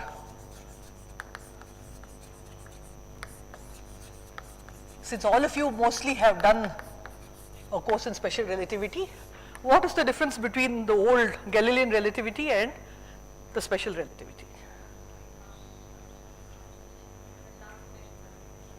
Tell me again. You use Lorentz transformation, but what is the fundamental difference between the two? Yeah, so time is absolute in Galilean relativity, right? So there is a notion of an absolute space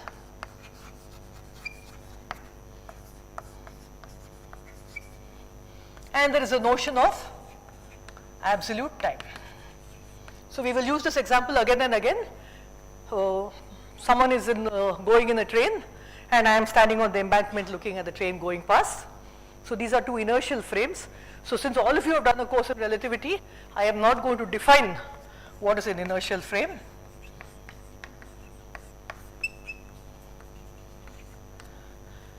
I will only say that one inertial frame always moves at a constant speed with respect to another inertial frame, or even a constant velocity. It can be in any direction. It need not be that they are parallel to each other, right? So what actually is the original inertial frame is self-referential, right? So I am not going to discuss that. There is a big question mark in classical mechanics. I am only going to say that This is what we have. So when I'm standing here, I'm in some inertial frame. Train is going past at constant velocity, so that is another inertial frame. And we are going to use the notation again and again of sigma and sigma prime as the space. Okay? So the person who is on the train is simply standing at the window and watching. He's in sigma prime, but that sigma prime is moving with respect to me, and I am in sigma. So sigma prime is moving at a constant velocity v with respect to sigma, and further we are making this assumption that since A, I am bad at drawing, and B, I have only a planar board to draw on, I am only going to write 2 dimensions, right? So this is the origin x, y, z of sigma, and I will further assume that at a time t equal to t prime, because all the coordinates of sigma prime are x prime, y prime, z prime, t prime, I will assume that when they are at, when the times match, both coordinates coincide at their origins, and again for simplicity, I will assume that sigma prime is moving with velocity v at some later time, it is somewhere here. Is it clear? So that is the train, sigma prime going past me. Notation is clear to everybody? Fine. And according to Galileo, t and t prime will always be the same, because he has a notion of absolute time. Once you have a notion of absolute time, then you know what will happen. That person is at rest in the train, and for me that guy is looking like he is going at a velocity v away from me. So I'll have x is equal to whatever x0 plus vt. If he is going that way, it will be x minus vt. If it will be this way, it will be x plus vt. But t prime will be equal to t. So there is no notion of any different time or a different clock associated with sigma prime. And the moment you think about it, you will realize that this actually is in conflict with the notion that the universe is homogeneous. We believe that the universe is homogeneous and isotropic. I am not going to talk about isotropic here. Okay? So the main consequence of the universe being homogeneous, that's same everywhere. Okay, that means the laws of physics must be the same everywhere. So if you are coming from, I don't know, Trichy maybe, and you do an experiment, then you expect to get the same answer that a person who is doing the experiment in Chennai will have. And anywhere in the universe. It's a very big demand, but that is the demand that you make, right? Once you say that it is homogeneous, then you have no special point in the universe, right? Because for example, if it was not homogeneous, there's a little clump of higher density material here. Then I can have a special system whose origin is always at that clump, and then everything will be different when I am at that particular frame of reference compared to other frames of reference, right? So homogeneity means that I don't have any such special clump of matter anywhere in the universe. On some, whatever scale at which I am looking at the universe, the whole universe is homogeneous. And this homogeneity immediately, as you can see, implies that the laws of physics will be the same. Otherwise, if there's a clump of matter in Trichy, then you will get different value of g when you do your pendulum experiment than a person in Chennai, right? Of course, I mean, you know that the earth is not uniform and that it's a density clump, blah, blah, blah, but we are talking in general, philosophically, right? So because of this, the fact that this indicates to you that there is no, no special kind of frame, and therefore the laws are the same. It immediately tells you that, after rubbing the board, I will tell you what it tells you, that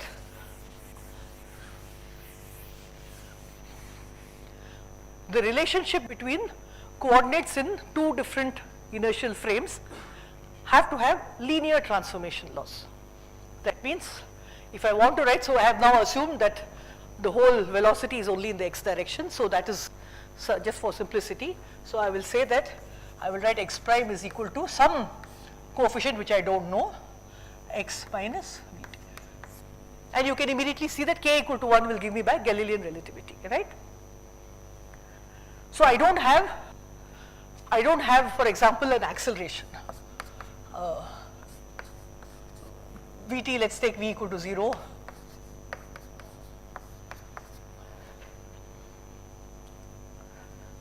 It's not a non-linear relationship. It has to be only a linear relationship. For example, what will happen if I take the origin x equal to 0? If you say x equal to 0, then the origin of the sigma prime is accelerating with respect to the frame sigma. But these are inertial frames, they cannot accelerate with respect to each other. So this is simply not allowed. So this is encoded by writing a postulate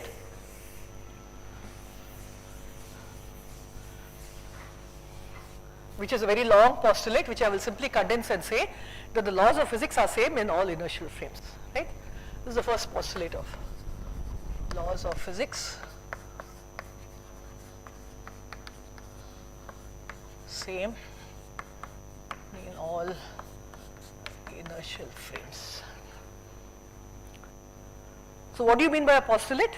It means something that seems true, you can't prove it, therefore you will simply postulate it until some other theory comes along which proves it to be false, then you give it up and find a new postulate, right? So this is what a postulate means. It seems very reasonable and therefore we will accept it until we find a reason to give it up. And of course the second postulate is what we already talked about, that the speed of light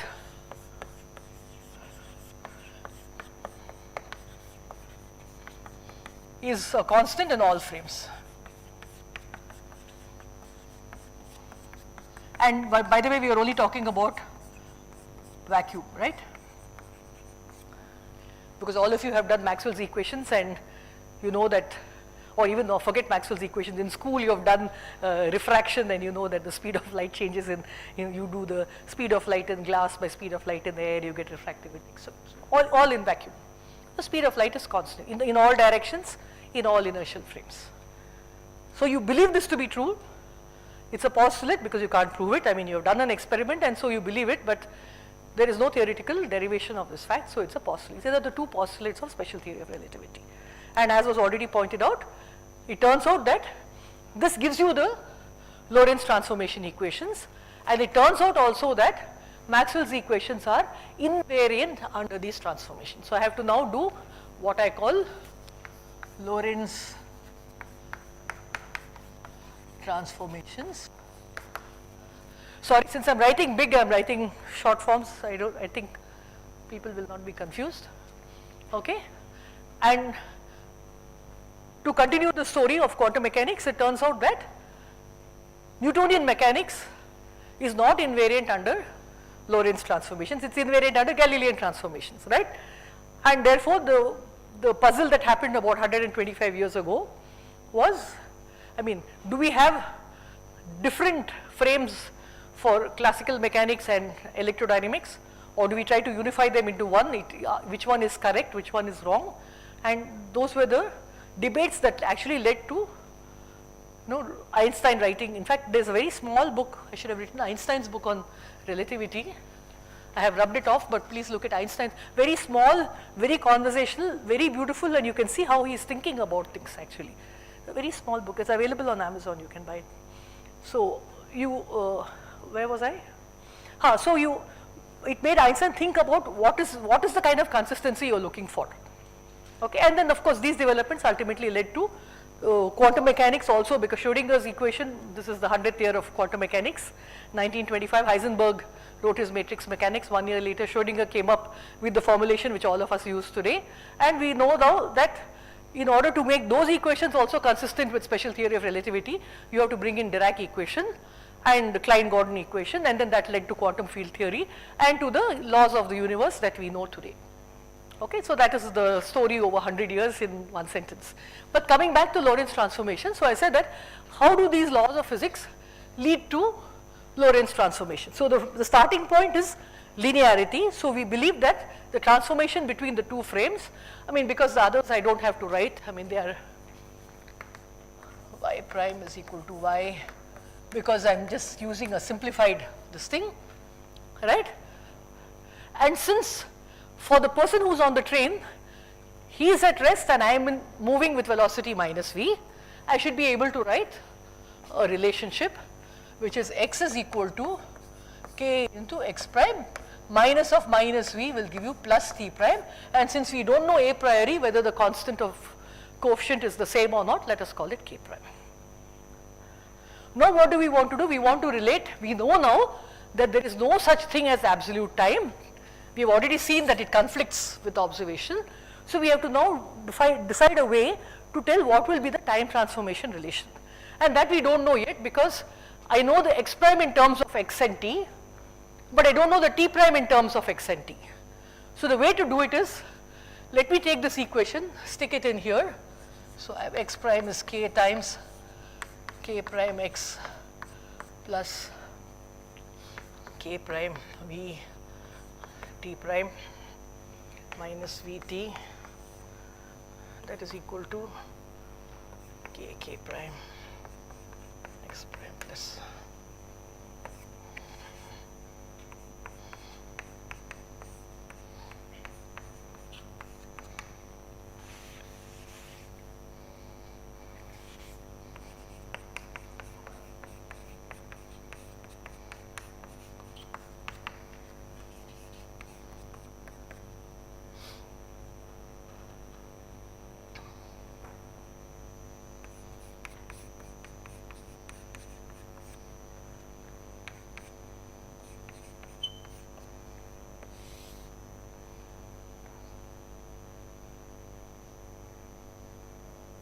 sorry, I want to replace x, right? I want to get t prime in terms of, sorry, I have to replace x prime here, because I want to get t prime in terms of xn. My mistake.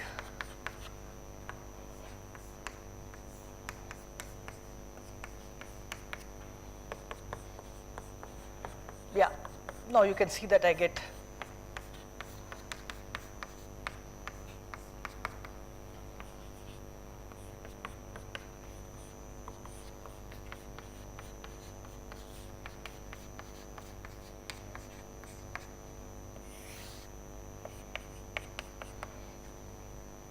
right. So now I have two equations. I have x prime in terms of x and t, and I have t prime in terms of x and t. So obviously I should be able to solve it with the given constraint, and this constraint is what leads you to look at a space-time definition of our universe, and that is, again I cannot draw in 4 dimensions, but these are now not x and y anymore, but these are my x, y, z and time. This is my 4-dimensional space-time. Okay? So just like you have 3-dimensional space, what is the property of 3-dimensional space? Suppose I just had 3-dimensional space, so let me write x, y and then z, which still I can do for 3 dimensions. And I have a point here which is x, y, z. Then I know the distance of this point from the origin or from any other point, and we write the distance as d squared is equal to x minus 0 squared, or x2 minus x1 squared plus y2 minus y1 squared plus z2 minus z1 squared. Now instead of using x, y, z coordinates, suppose I use r theta phi coordinates. I will get some other definition of d squared. But if I take a ruler and measure this length in this frame and in that frame, what will I get? I will get the same answer. So that means d squared is called the invariant. You can see it geometrically. It is an invariant of the space. Now when I write x, y, z and t as a 4-dimensional space time, so I will write, as I said, here is my x, y, z. I can't now hope to even write 4 dimensions. So this is all x, y, z and t. So any point in this space does not satisfy x squared plus y squared plus z squared plus, I now convert time into a space dimension.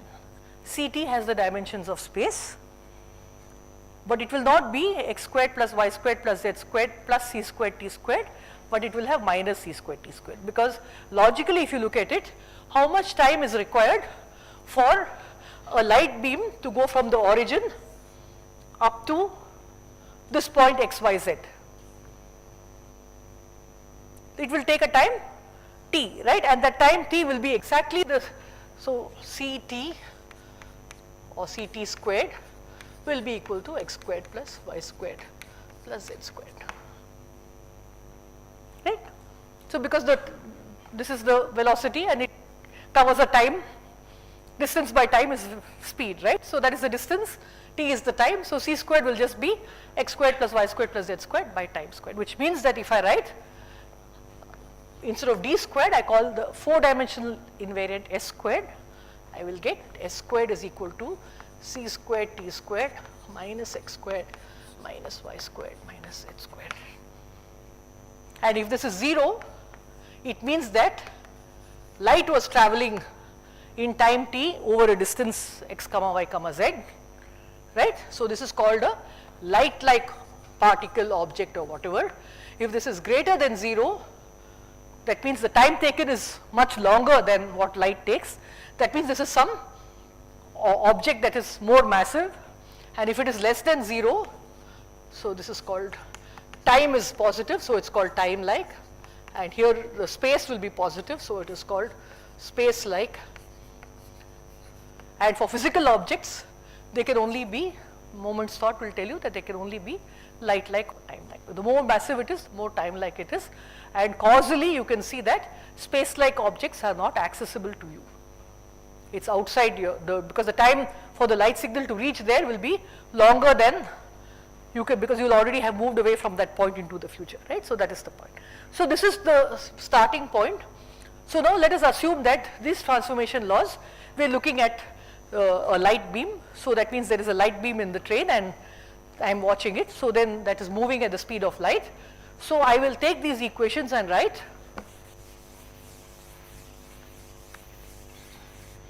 in sigma, I have, let's write it this way, x squared plus y squared plus z squared is equal to c squared t squared, and in sigma prime I will have x prime squared plus y prime squared plus z prime squared.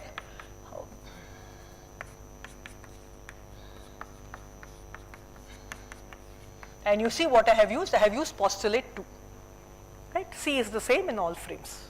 This is the second point where we use it. Now what do I have to do? I have equation 1 for x prime, I have equation 2 for t prime. I will stick it in here. So I will have, this will be some function of x, y prime is a function, is just y, z prime is simply z, and I can write this as also a function of x comma t. This is some function g of x comma t, right? You can do the algebra, I mean, it's very straightforward. Maybe I should do it on the board, but it's just rearrangement of these things, okay? So what will you get? Because these are squares, you can see that I am going to get t prime squared, for example, will give me some ax plus bt whole squared. So I am going to get x squared, t squared and an xt term. So what will I have here? Let me write maybe here.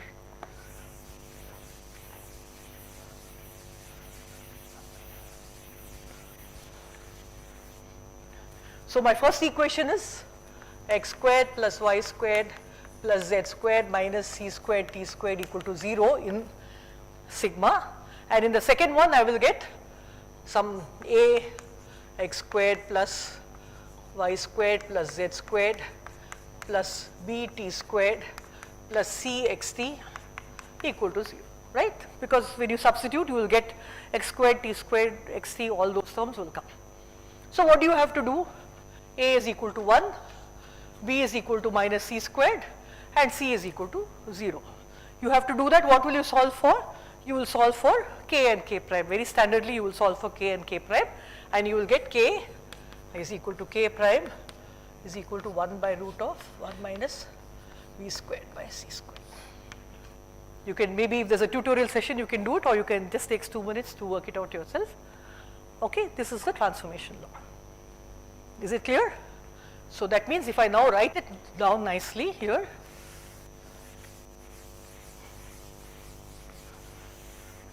I will write x prime, and this is now usually called gamma, and let me write gamma of v,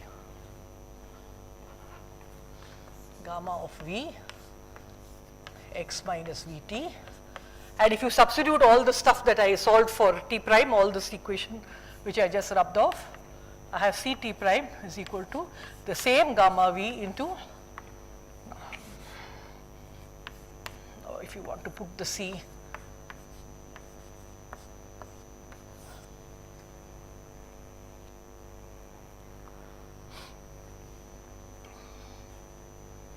and V by C is sometimes called beta. It tells you how, because beta will go from 0 to 1. 0 means it's not traveling, it's at rest, and 1 means it's traveling at velocity c or speed c. Okay? Now the inverse relations. How do you get the inverse relation? Same thing. The reasoning is that he thinks that I'm moving at minus v, right? So I will have simply the same equations with v replaced by y minus v, and now you can see why I put gamma of v. You can see the symmetry which arises because the dependence is as v squared. So gamma is symmetric. This has actually some implication if you look at the group theory of Galilean transformation, but I am not going to go into that. You just write gamma of v over here. There is no gamma of minus v. So it will be x prime plus vt prime, and ct will be same gamma of v. I am not going to write gamma of v anymore. This is simply to tell you that gamma is an even function of v, and it will be ct prime plus vx prime by c. And these are called the Lorentz transformation equations, which I think 2/3 of you have already seen. And towards the end of this lectures, we will actually see that Maxwell's equations are consistent with the Lorentz transformations. You can obviously see that Newtonian dynamics is not, because T is an absolute constant, right? So you will not find any this thing. Okay, so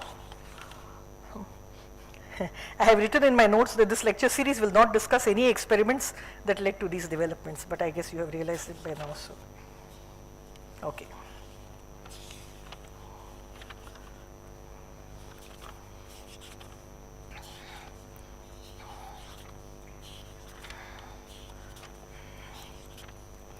Now that we have the Lorentz transformations, what do we do next? Oh, okay, I have a note on, let me simply write this down. It is very straightforward and you can work it out. A 3-dimensional Lorentz transformation. So,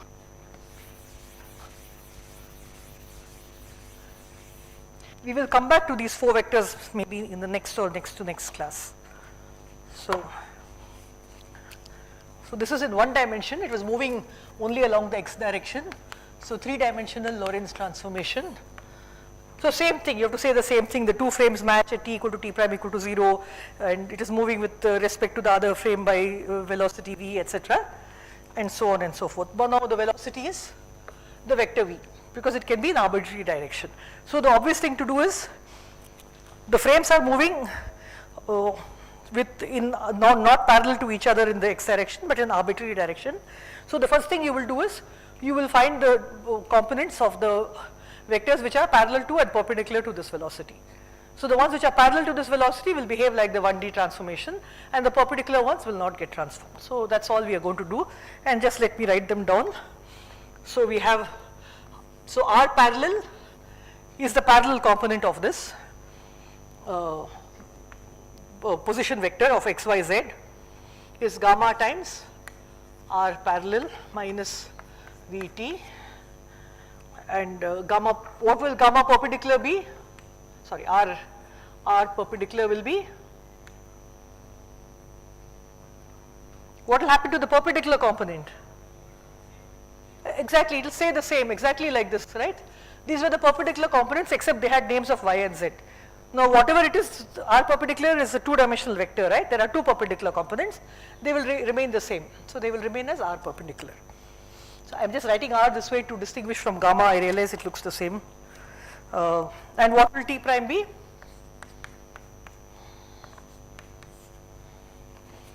Can anyone guess? T is of course T. What will happen to this?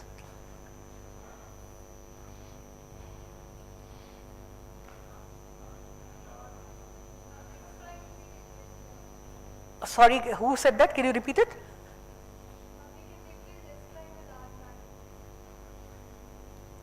Who is speaking? Can you raise your hand? Yeah, tell me again. No, not x prime. I am asking this equation. What will be this portion? Very nice. It will be the same, the component parallel to R, right? So it will be V dot R. Okay, if I put a C, then I put a C. Sorry, I might make mistakes in C, because for me C is always 1. So if they don't match dimensionally, please put the C so that it matches dimensionally, okay? Is it okay? Yeah. Because you can see this here. What we have done is we have taken a special case where we label the coordinate system such that the velocity was in the x direction and the perpendicular components did not change, right? Now, you can imagine that even though now what has happened is, sorry though I'm very bad at drawing, if this is x and y, now I'm saying that this is in some arbitrary direction, so the frame is moving like this, right? X prime and y prime, right? So it's some arbitrary direction of v. So again, what you do is you make the components parallel and perpendicular, and the two perpendicular components will not see what is called the Lorentz boost at all. This is called the boost, right? So I mean your full proper Lorentz transformations has a boost and the rotation both, right? So these are the boosts. So it will not see the boost at all, right? It will only see only the parallel component will actually get affected, and that will have many physical consequences. We will see that when we do electrodynamics, right? And then this is the messy part which you can do for yourself in some tutorial session or as homework. So this is gamma times R plus no gamma R plus gamma minus 1 into V into R dot V by V squared minus gamma Vt. Just put the parallel and the perpendicular components together, right? And you'll get the full, these are the components, right? You just put them together and you'll get this. So you can just try that as homework, but it doesn't convey anything more than what we already had, right? Now what we will look at, we will sneak in something. I want to leave this here. So this is not interesting, I will leave it. I want to get a velocity law, I will do successive Lorentz transformation. That means I will have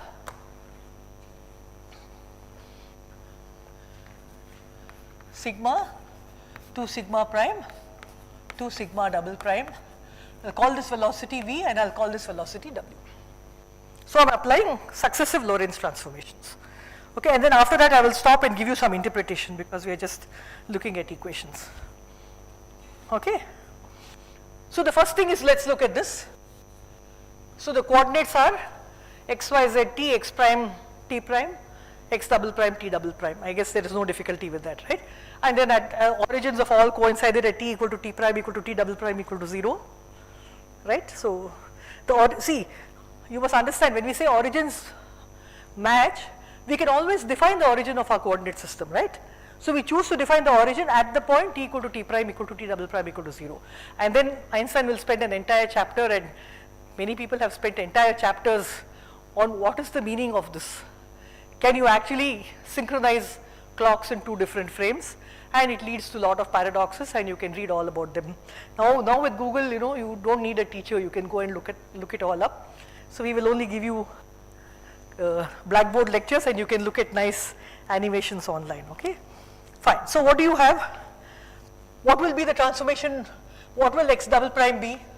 Let us take a simple case, 1D Lorentz transformation. Velocity is in the x direction. So W is in the x double prime direction and the same as the x prime direction, okay? And the same as the x direction. They are only 1D Lorentz transform. And if you really are interested in algebra, you can do the general 3D double transformation. Okay. So what is x double prime? Somebody? That's why I didn't rub this off. Gamma of W, correct, very nice. Times? Very nice. X prime minus W. Very nice. And what is T double prime?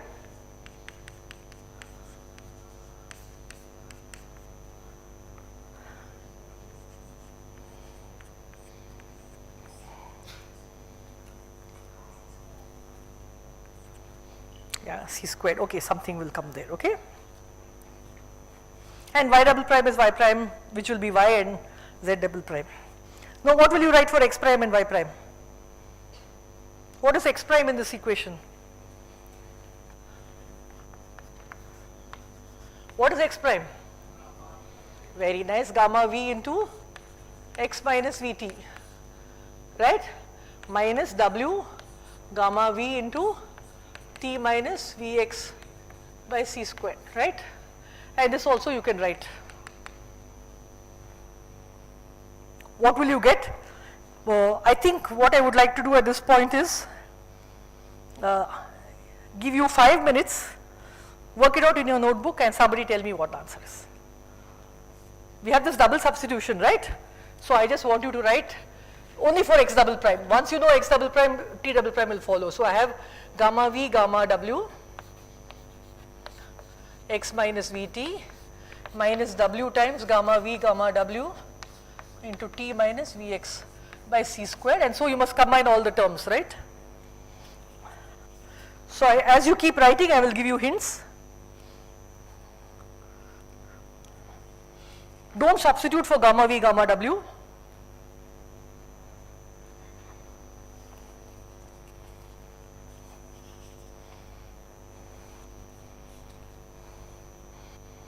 Just simplify the rest of it.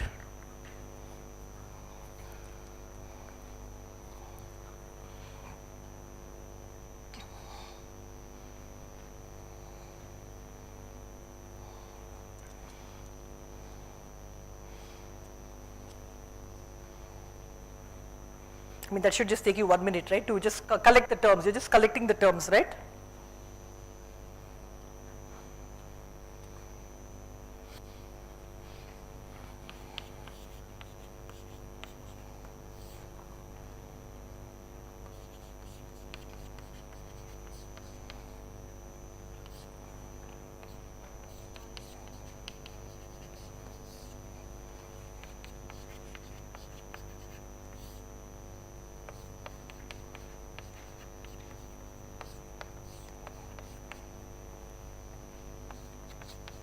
And those of you who have already seen will start to recognize the second term, right? Right? Okay, now what you do is this coefficient factor, take the square of the coefficient factor and simplify it. Put it all in the denominator, so this, forget the square root, so it will be 1 minus v squared by c squared into 1 minus w squared by c squared into square of 1 plus vw by c squared. Simplify it and you will get some nice answer. Come on, do it so that you don't fall asleep. And show that the answer for this, let me just write it down.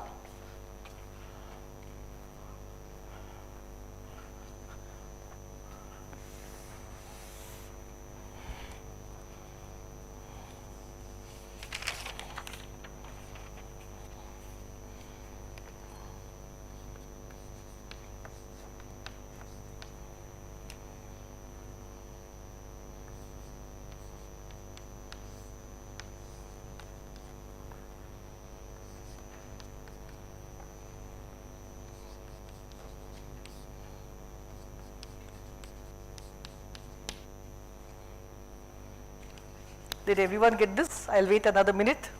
It's pretty straightforward, right? Just the denominator. What did the denominator square come out to be? That is this quantity. So what did this quantity come out to be?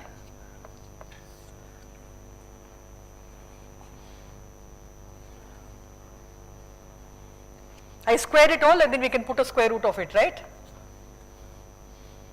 And that all is in the denominator, you can write it in the denominator. The whole thing came out to be 1 minus capital V squared by C squared. That is what is gamma capital V. Did everyone get that? How many of you got it? Okay, I'll give you another minute.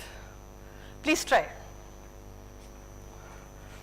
So what I want you to do is gamma V squared, gamma W squared, 1 plus VW by C squared, the whole squared is equal to, or you can write it as, let me write the inverse of this because I know that's what I'm going to get, is 1 minus V squared by C squared, 1 minus W squared by C squared, divided by 1 plus VW by C squared, and now you can expand the terms and you will get the answer, right?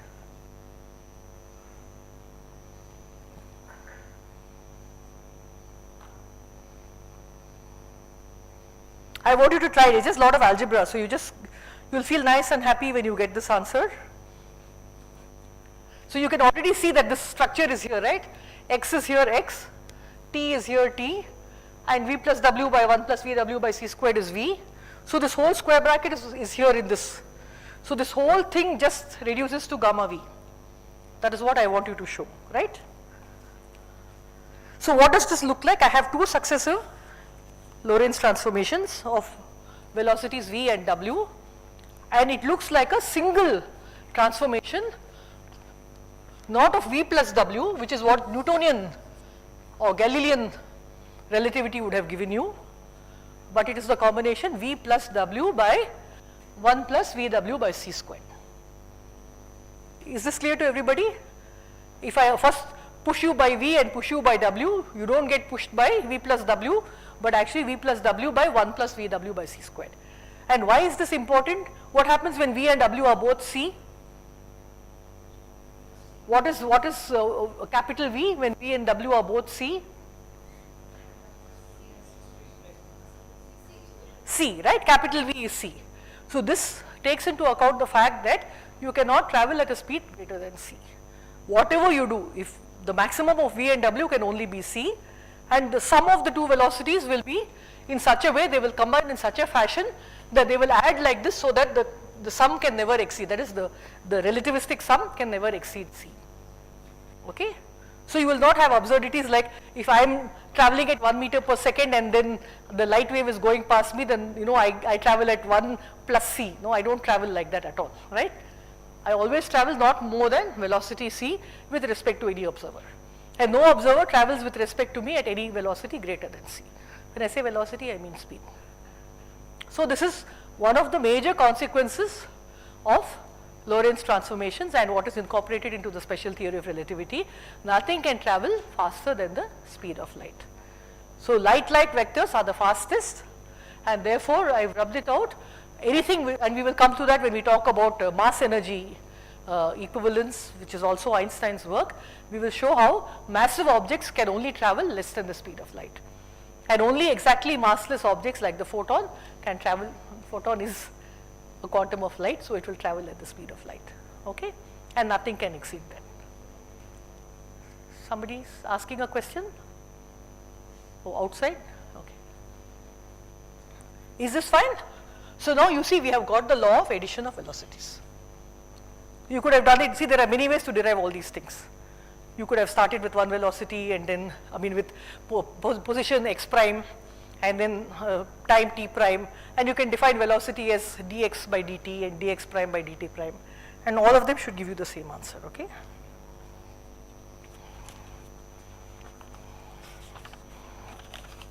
Okay. So before going into more of the velocity and acceleration and stuff, let me look at the interpretation of a few things.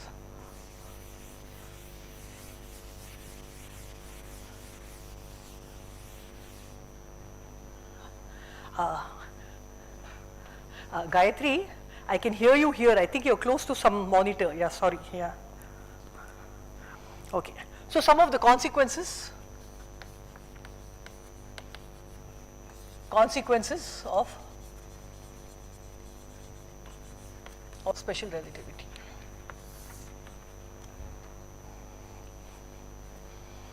So now we come back to clocks. So this, we start out with what is the relativity of simultaneity.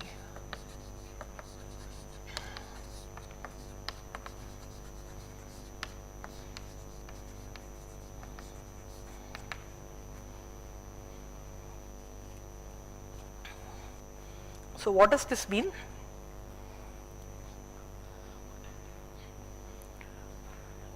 Let us assume that some small region delta x around me is essentially the same space-time point as I am, okay? So something is happening in my vicinity, maybe even in this room, okay? So you are saying something and you are saying something at the same time. So we have the notion of two things, two events happening at the same time. So first we define what is an event.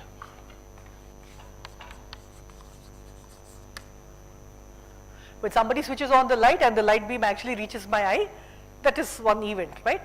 Now the time and the position, because now we are talking about relativity of space-time. We will never talk about space without putting a time bar on it, right? Because we know that it is otherwise meaningless, right? So we want to know this event which occurred. We want to know its coordinates, x prime, t prime. There will be a y prime, z prime. When I say x prime, t prime, I mean in some coordinate system. But that the event occurred is not in any doubt. Someone dropped a bomb on Iran is not in any doubt, right? But depending on whether you are on a spaceship somewhere or whether you are in Iran or whether you are in India, the time or the position of course is also not in doubt, but the time at which that event occurred depends on the observer. Two things will be there. I will not talk about the second thing, the time, information to reach from there to here, which cannot be faster than the speed of light. That will lead to something called the Doppler effect. We will talk about it maybe in the third lecture. But even now we have seen that if the two are at different of speeds or different inertial frames with respect to each other, then of course the t prime will not be the same as t. So the event itself is coordinate independent. This is a very important point to understand. Event is coordinate. When I say coordinate, I mean space-time coordinate independent. So an event is an absolute thing that happens. Nobody questions that event has happened. The only question is, at what point in space and time do I see it and do you see it? And again, as I said, if we are all in the vicinity of each other, then of course, suppose we are all in this frame now, and I say that something happened, maybe I clap my hands, you clap your hands at the same time, all of you will say that the two events happened simultaneously. Which means that if I am in the same frame as you are, then the t is constant, right? Both of us have the same time interval t. Then if two events happen in the same position x, maybe at time t1 and time t2 on the same clock, then I can say one followed the other or one was simultaneous with the other. So within the frame, this notion of simultaneity is extremely straightforward. So then I say that, as I said, I am not talking about the time that it takes for the light or the information to reach me, but that it happened at the same time because I can account for the time taken for the information to reach me. I can say that if two events happened at x1 and x2, but they are all in the same frame, so I can measure it with a single clock, then I can tell whether those events are simultaneous or not, right? So now I bring in another frame, right? What happens in sigma prime? You now notice, that's why I am trying not to rub out these equations, that the t prime will depend on x, right? That is exactly what we have given up in Newtonian's idea of absolute time, right? The absolute time depends on the space position at which you are putting your clock, and these two are at different positions in sigma, and therefore they will be at different positions x1 prime and x2 prime in sigma prime, and therefore they will be associated with different times t1 prime and t2 prime in sigma prime. So obviously it immediately tells you that something that is simultaneous in one frame need not be simultaneous in the other frame. So this is called the relativity of simultaneity. So when somebody says, oh, simultaneously this happened, I was drinking tea and at that time it happened. No, but for me, you were drinking tea like 10 years before and then something happened, right? Because we are in a different frame and that simultaneity doesn't work out over here, right? So how do you now look at this simultaneity? How do you understand the principle of simultaneity? Okay, so maybe I will postpone the discussion of the clock. So to understand this, first of all, the clock that is there at x1 and x2, even though it is in the same frame sigma, I have to synchronize these clocks. But moving the clock, suppose I say that I take two clocks and I make them perfectly matched. Both of them are showing 12 o'clock, 0 minute, 0 second, 0 microsecond. Then I take one clock from x1 and move it to x2. But depending on the speed at which I move it, already the time has changed, right? So this whole idea of even within the same frame and two positions, how to get the clocks synchronized is some chapters and chapters. I will not take it here. You can do it. There are very interesting ways to do it. For example, you take a radar signal, you point the radar, suppose I want to put the clock there, I send the radar signal there, bring it back, find the time at which I sent it, time at which I got it back, then I know the distance because it travels at the speed of light, then I make the adjustment for that and I tell them, the moment you saw that signal, that time should have been so and so, they will adjust their clock. So all those things can be done. So we will fast forward all that and assume that in frame sigma, the times are the same measured by the all matched synchronized clocks. In sigma prime, the times are matched by same synchronized clocks. Okay, so if those people who are curious can go and look up how this is done, because it's a very, very non-trivial thing. In fact, all of you people who are online and ordering from Swiggy and various things, if you don't make corrections for special theory of relativity, and later on you will learn about general theory of relativity, your whatever burger or your fries will not reach you, will probably go to the neighbor or even maybe in 10 streets away. So these corrections become very, very important when you are doing things using satellite based clocks and location, because GPS depends very, very heavily on Einstein's both theories of relativity. Okay, so it is not simply a kind of a textbook kind of thing, it is something that is actually accounted for in your phones today. Okay, so here we have two clocks. Now you see what happens.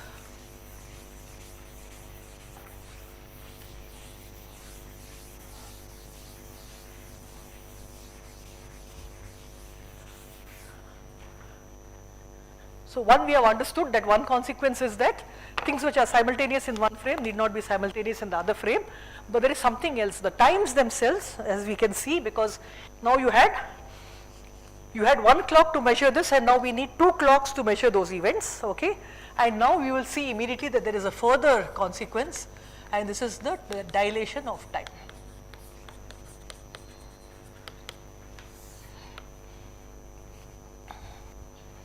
So now we have one clock here.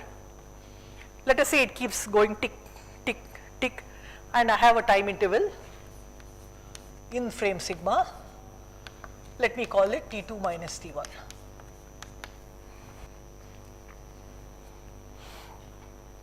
So what will be the time interval in sigma prime?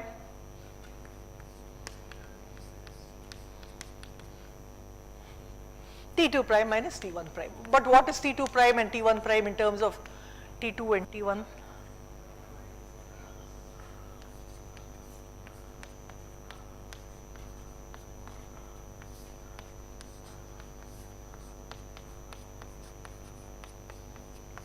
Now you see that this clock is a single clock. It is ticking away in one place, x. So this x is the same. Okay, please think this is very non-trivial. This is one clock here, but this will be two clocks, because this will be sitting at x2 prime, this will be sitting at x1 prime. Again, you will have to think about how x2 prime and x1 prime can have their clocks synchronized, and it can be done, and so you will proceed to the next step. So then you cancel these two, and so you will find it is equal to gamma times T2 minus T1, so it will be changed by delta T. Now what is the property of gamma? Can everyone see that gamma is always greater than 1? What is the formula for gamma? Gamma is 1 by, so a particle at rest, gamma equal to 1, and when the particle has velocity c, then gamma goes to infinity. So gamma goes from 1 to infinity. So it's always going to boost your time interval. Gamma is always greater than 1. So if the time interval is 1 second here, it will be either 1.1 second or 2 second or 100 seconds. It will always be larger in this frame. Okay? So this is called time dilation, because time becomes larger, and therefore the intervals between these two will be this. Okay? So you can see that delta t prime is always greater than delta t.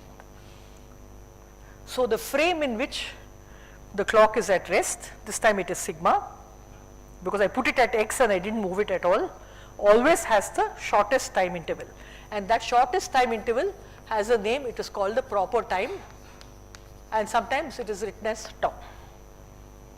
And every other time interval will always be gamma times larger than this. So let me give you an immediate application of this. So So I don't want to remove this, let me talk about this.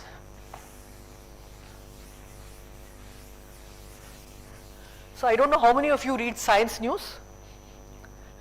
We have cosmic rays coming from all over the universe and reaching the earth, and these cosmic rays have incredible energy. If you remember, I said 200 MeV Fermi equal to 1, that makes H cross C equal to 1. Nuclear sizes of 1 Fermi are therefore associated with million electron volts of energy. So million electron volts is typically, that's what you will find, binding energy of nucleus you will find to be 7 MeV, 8 MeV, so it's in millions of electron volts, right? Whereas binding energy of atoms, which are 100,000 times larger, will be like 13.6 MeV for hydrogen atom, right? So it will be 100,000 times smaller.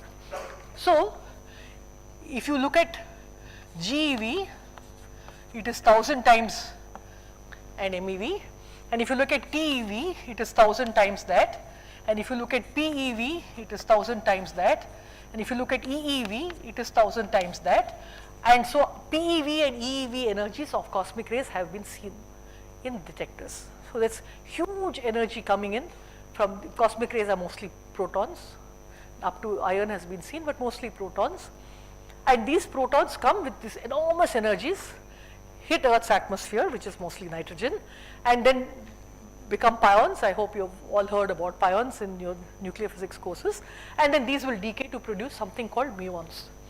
So muon is a charged particle. It is just a heavier copy of an electron. It's about 200 times heavier. It's about 106 MeV in mass. Okay.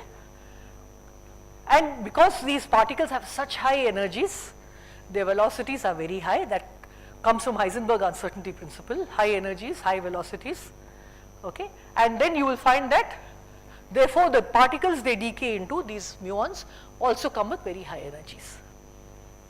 Because they come with very high energies, they are very relativistic, their velocities are very high, which means their gammas are very high. So what is the fact about these cosmic rays? I am talking about cosmic ray muons. At rest, a muon decays. It does not matter what it decays into. Let us take a muon, E, nu mu. It does not matter, it decays into electron plus some neutrinos, it does not matter what it does. But what I am interested in here in the special theory of relativity is the lifetime of, tau is not the proper time, it is the lifetime of the muon, which is 2.2 microsecond. And it's moving at light speeds, it's so relativistic, you can think of it as moving with velocity of light, right? And so what is the velocity of light? Velocity of light is 30 centimeters per nanosecond. For me, I can't think of 3 into 10 power 8 meters and all that. Okay, so for microsecond it will be 1000 times that, and into 2 will be 600. So it will be 600 meters. So that means the muon will travel 600 meters and decay. So let us say that it's moving very slowly, say 10 kilometers an hour, or 10 meters per second or something like that, very, very slowly. Then in 600 meters it will decay, because that is the lifetime of the particle. What happens now?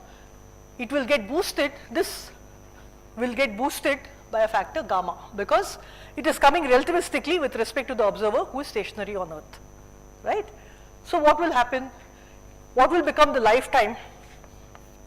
It will become gamma times tau naught, let us call this tau naught, and therefore the particle can travel, instead of 600 meters it will travel gamma times 600 meters.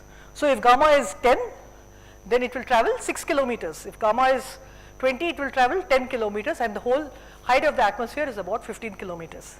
So if time dilation did not happen, then the muons which interact as soon as they enter the atmosphere would have all decayed away, and you will never see muons on the surface of the Earth.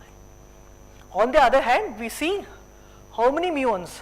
We see 1 muon per square meter per second on the surface of the Earth, which is a huge number, right? I mean aggregated and coming from all directions.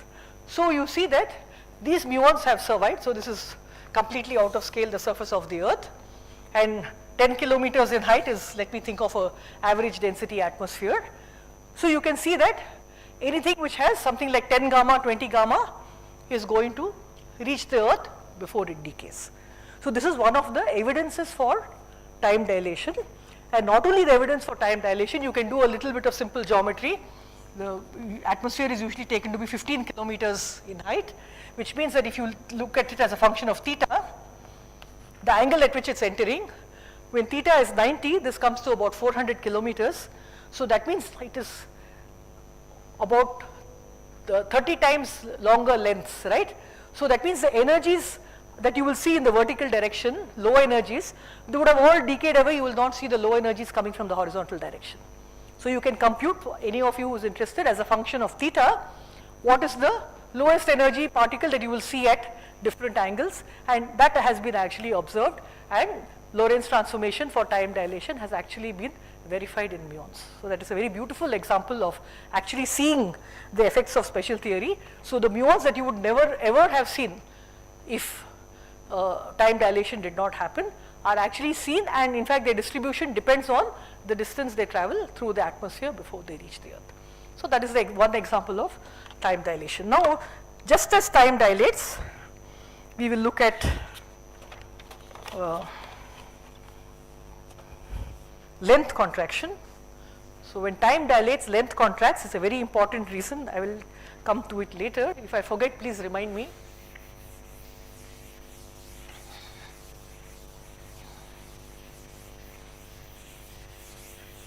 And also I will come back to this example, because in case I forget, I can also write gamma.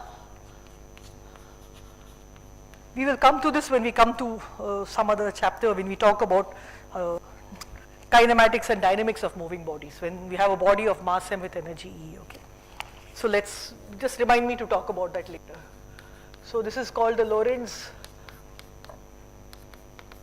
Fitzgerald length contraction.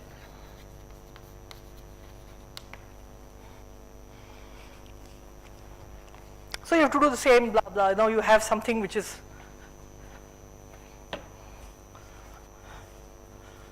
let us write again. So here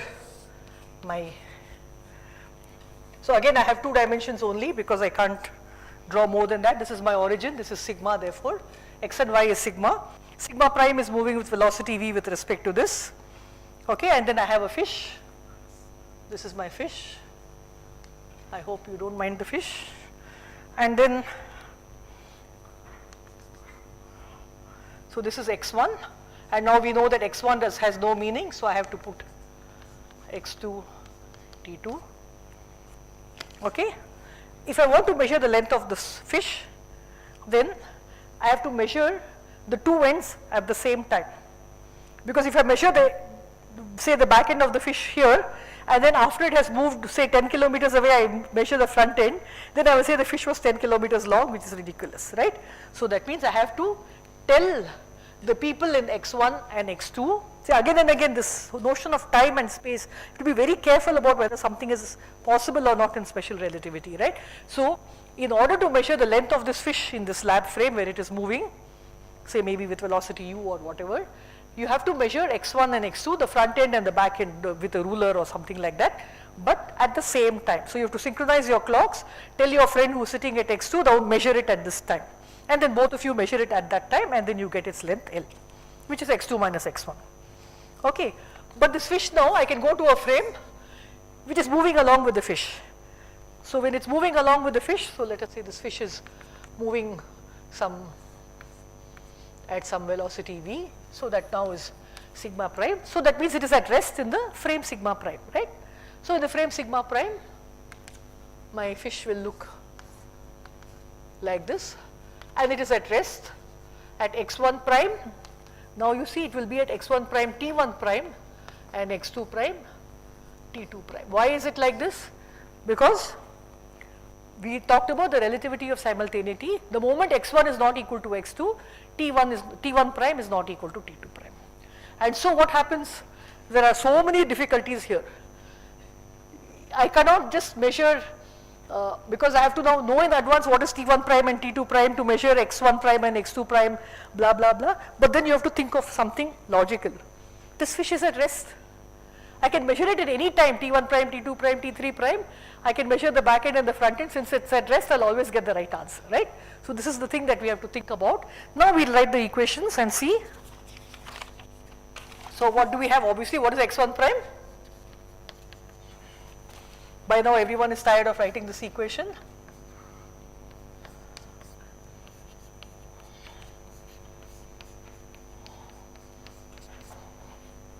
See the same t.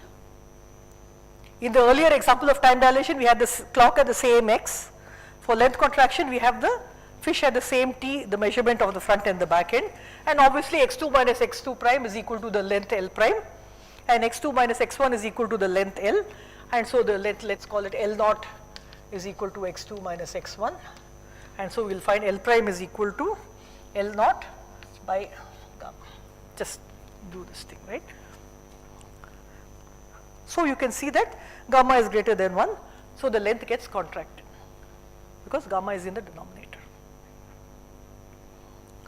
And by the way, the converse is always true. It doesn't mean that, like, if the fish, if the fish checked my length, and then it would also be contracted with respect to the fish. It's not that in any frame the length gets dilated anywhere. This is reciprocal.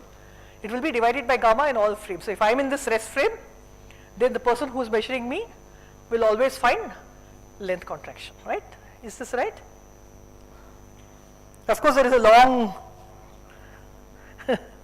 statement about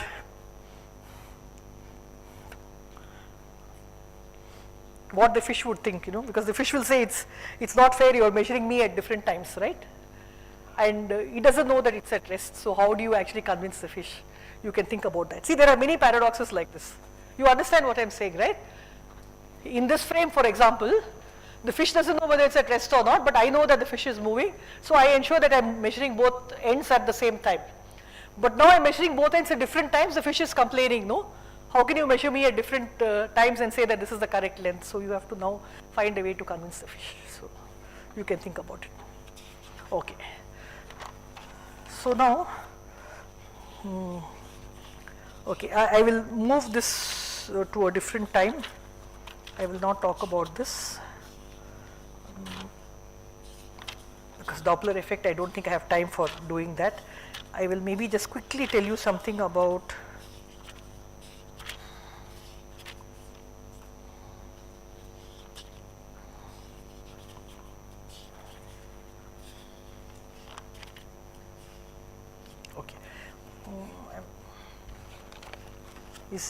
should I go over time or not? Maybe I should just stop here because I want to do some velocity and velocity transformation laws, and I will not finish in 5 minutes. Okay, let me stop now and ask. So this part that I did, which I decided to do very basic because I wasn't sure what the audience will be. Now the question is, should I take the level up a little bit in the next class onwards, if you think that this is all something that you know, or should I just keep going at this pace? So, see, I don't know your backgrounds, and those who are not very sure of the stuff will never open their mouth. So I would rather err on the cautious side, and if some of you very smart people don't get anything out of my lectures, I don't really mind, okay? But I want to clear, if the bulk of the people think that I can up the level a little, I am willing to up the level a little. It all depends on you. How many of you think that I should just continue at this pace?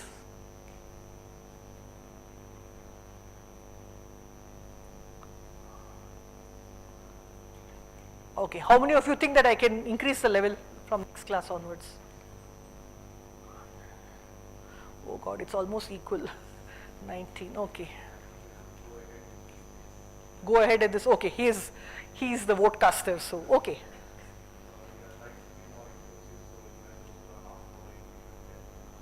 Okay, fine, yeah. So we will keep at this pace. I will gradually increase the pace as we go forward, but at least in the first lecture I wanted to make sure everyone is with me because these notions are important because, it's a very tricky subject, this one. You have to keep thinking, can I do it, can I actually measure this, can I not? And I really recommend you should read Einstein's book, how clearly he has thought through the whole thing, It's an amazing thing, okay? So you let me know anyway if there are any questions. I think I'll stop now because the derivation is going to take some time. and I hate to leave it in half. I will start it again tomorrow. I don't have any portions to finish, okay? We will just keep going till the lectures finish, but somewhere around the 4th or 5th lecture, I will start Maxwell's equations. So before that, if you don't remember Maxwell's equations, just look it up, okay? Huh.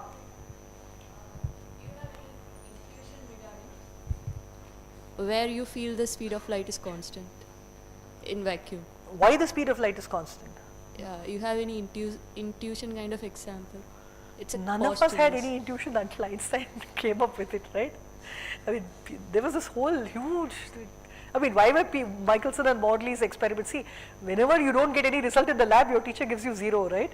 This is the famous null experiment where they got no result and they became famous for that. So this is a very, very non-intuitive thing, right? That's why the more you think about it, I think the more paradoxical it seems. But you see that, see, there are many ways to look at it. I mean, one is of course, if you have not found ether. Experimentally, that is a practical fact. So you just say there's no ether and therefore it has to be the same in all this thing. But if you look at it through group theory, if you look at it, you know, if you look at it through transformation laws, it will all appear, right? See, the fact that you cannot derive it makes it a postulate.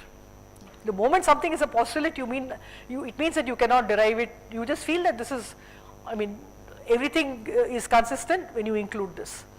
But you should realize that this was 1905, and even relativistic quantum mechanics only came in, I mean, because Dirac finally interpreted his antiparticles by around 1931, right? So 25 years passed. For 25 years, people were struggling to combine quantum mechanics with relativity, right? And that brought up the notion of antiparticles. I mean, even for me, that is a mind-blowing thing, right? How do you think of antiparticles? How did Dirac? I still would like to ask Dirac how you thought of antiparticles. You have one wave equation and you get 4 solutions. I mean, somebody will mark you 0 in the exam, right? But you got 4 solutions for one wave equation, and then you find that you're a good physicist, right? So these are all really like amazing discoveries. I think that they are not linear, no? Discoveries are not like linear transformations, that they're not incremental. They're actually, you know, so original and so impactful.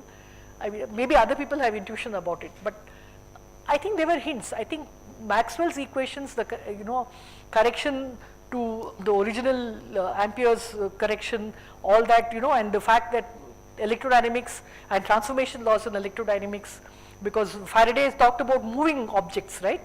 And therefore there was already a hint that Galilean relativity may not be sufficient. But to say that the speed of light is a constant in all frames and nothing can exceed it, I think is a step, real huge step forward from there. I think the same thing about quantum, right? To solve Planck's black body, you introduce quantum, and that is a huge step again, right? I mean, if you can call those the beginnings of quantum mechanics, right? Put H or H cross over there. So these are all, I think, other people's intuition that we only follow. I don't think it is easy to see. I mean, now of course you can see that a lot of consistency checks are there, but that is different from intuition. I don't know whether I answered your question, but there are many such examples, right? I mean, that you can see sudden huge step forward has happened in physics, many subjects. In mathematics, right? Gödel's theorem, I think, shook the foundations of mathematics. So it's there in all fields. Okay? Yes.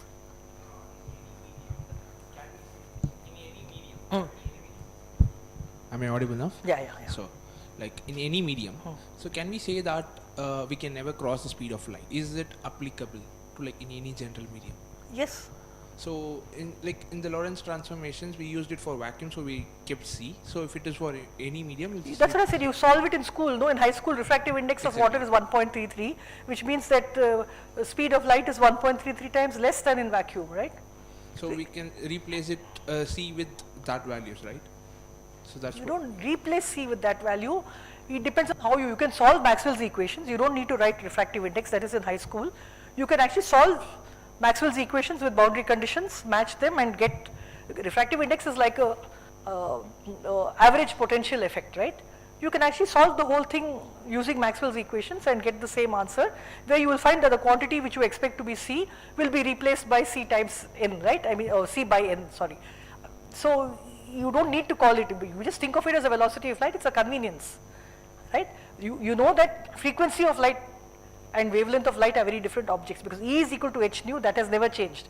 If the energy of if the frequency changes, then the energy is changing, and your energy momentum relations have gone for a toss, because energy is simply being lost, then when it comes out of the medium it is getting gained, it's all not possible. But lambda can change, and the way lambda changes is by V changing, right? So you write hc by lambda and it becomes hv by lambda, lambda changes, V changes from C to V, so that all your relations E doesn't change and your energy momentum conservation is not in doubt, right? So all this is adjusted, it's self-adjusted, I mean, I don't have to do anything about it, right? But you must understand that when you come to the dynamics of moving bodies, which is the next paper of Einstein, he talks about how any particle cannot travel faster than light, and the more massive it is, the slower it becomes, that it cannot actually reach light velocities because it is moving at some speed strictly less than c. There is a little bit of technicality over here. When you talk about quantum mechanics, there is no particle anymore, there is a wave function, right? So you only talk about group velocities. Now you can have group velocities, you can have wave velocity and phase velocity. Now it's possible that the phase velocity can exceed c, but the wave velocity will be less than c, so the product cannot exceed c. So that interpretation there becomes a little bit technical, but ultimately that particle as a group, its group velocity, it's where the wave function peaks cannot travel from point x to point y faster than c, okay? So that if you split it up into wave and phase velocities, individually they can exceed, but not both together, which will mean that the particle has traveled faster than light, right? And people talk about tachyons, but then that tachyonic space will not talk with this space. V greater than c objects will not talk to V less than c objects, so they are different space altogether, okay? Fine, yes? Oh, sorry, yeah, that he is moderating, sorry. Yes. Please. So, ma'am, when we did addition of velocities, we started off saying, okay, T1 equals T2 and equals 0. So, if I consider that, and let's just take any event that is happening in these two time frames, can I not say that they're simultaneous and that contradicts what we saw for sorry, go over your argument again. You had two frames with velocity. Two frames, ma'am, and we said, okay, we can take this to be origin like T1 equals T2 equals 0. Like, we considered both to be the origin, no ma'am. So like T1, T2 both are equal to 0, and then we started off with the velocity. No, that is simply arbitrary, right? You can put your origin anywhere. See, it's a matter of translation, right? What do you mean by origin? You're just translating that, so suppose your origin was at this point. Now I want to move the origin to that point. It is simply a matter of translation. That I'm always allowed to do, right? Okay. This is vector space algebra, right? In a linear vector space, I can choose my origin, and only the vector lengths have meaning, right? That's all we are saying. So it is not the same. It is a convenience, it is not a necessity. Okay. I thought they like, we are considering the time frames to be equal at that point. No, yeah, you are, but you can always write, for example, you can always write that t will be equal to some t0 plus tau. So I can always shift it, right? I can shift the time. I can say that, okay, I'm 2 hours, like for example, right now, let us see where Singapore or somebody is already at 2 o'clock and back to work, right, after lunch, or maybe 3 o'clock maybe now for them, okay? So they are shifted by some time, but doesn't mean anything, right? We just know that that is the shift.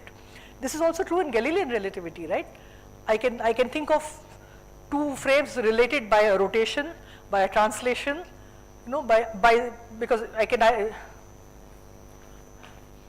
write x prime, so I can write it as some x or some constant something, then I can have a vt because that is the velocity, then I can do a rotation of that x because also rotations are allowed in the space. So I can also have some displacement by some d, okay, then I can do it in 3 dimensions. Then I can say t prime is equal to t plus tau. So 3, 3, 6, 3, 9 and 1, 10. I have a 10-dimensional Galilean symmetry, right? And I have a symmetry group and I can think of transformations on this group. So all that can be done. It's convenient for you to think of the 0 as matching because then your equations will become simpler. But you can always keep adding all these. You can rotate it, you can translate it, you can do whatever. That is not going to affect either your Lorentz, that is your special relativity, or your Galilean relativity. They will remain the same. But it's a very important point to keep in mind, actually, it's true. is there any difference between how mass, okay, so maybe how mass is defined in say Newtonian mechanics versus relativity, because they are different in that sense, like mass is a proportionality constant in. Mass is one of those very interesting objects. So mass in school is defined as the inertial content of a body, which means nothing. Even today to me it means nothing, right? But however, Pound and Repka showed that inertial mass and gravitational mass are the same. So when you think of GR, then you can think of mass in that sense, right? By the amount of gravitational pull exerted by that object tells you what is the mass or inertial mass, which is the same as the gravitational mass of the body. For Einstein, mass is a geometric quantity. When you think of 4 vectors, mass is an invariance of some particular vector, of actually the energy 4 vector, okay? So you think of it as geometric. When you come to quantum field theory, you will think of mass as coming due to interactions of particles. So interaction of all particles with the Higgs field will give the mass to that object. As far as I am concerned, I think the question of mass is open. We still really don't know what mass is, okay? But that is philosophy. Factually, here, geometrically in special theory of relativity, mass is an invariant of some particular 4 vector. Like how we wrote S squared is C squared T squared minus X squared minus Y squared minus Z squared. You can write M squared is equal to some object, okay, and therefore it has a geometric interpretation. That is how Einstein thought. I think that Einstein thought of mass, okay, as a geometric entity. Yeah. Ma'am, while he is asking, that first person, he asked like any particle can travel faster than light in that medium, right? Yeah. That Faster than light anywhere. For me, medium is not important, right? Is there a medium, special medium where you can travel faster than light? Cherenkov radiation in nuclear. No. In Cherenkov radiation, we. In Cherenkov radiation, the particle travels faster than the speed of light in that medium. Yeah, that medium. But it cannot travel faster than the speed of light in vacuum. Okay. Right? Nothing travels faster than the speed of light in vacuum. In the beginning itself, I said, whenever I talk about C, it is in vacuum. I am not talking about media. So what Cherenkov radiation is that if the velocity in water, for example, is 1 by 1.33, let's call it 0.6 times C, then the particle travels faster than 0.6 C, but never faster than C, okay? 0.6 is too small, but somebody can do 1 by 1.33 and tell me the answer, whatever it be. Sorry, my fractions are not my strong point. Okay, fine, but you understand, right? You cannot exceed speed of light in vacuum. More questions? If I may, I have a comment to actually. Please tell. This is just my way of seeing it. Okay, the question about speed of light, why it is considered as constant. So you heard from Professor Indumadi that you basically have all these length contraction, time dilation, and all these things, and you have a lot of various different processes that you see around in the universe, which are at different scales. For example, at very small scales, large scales, etc.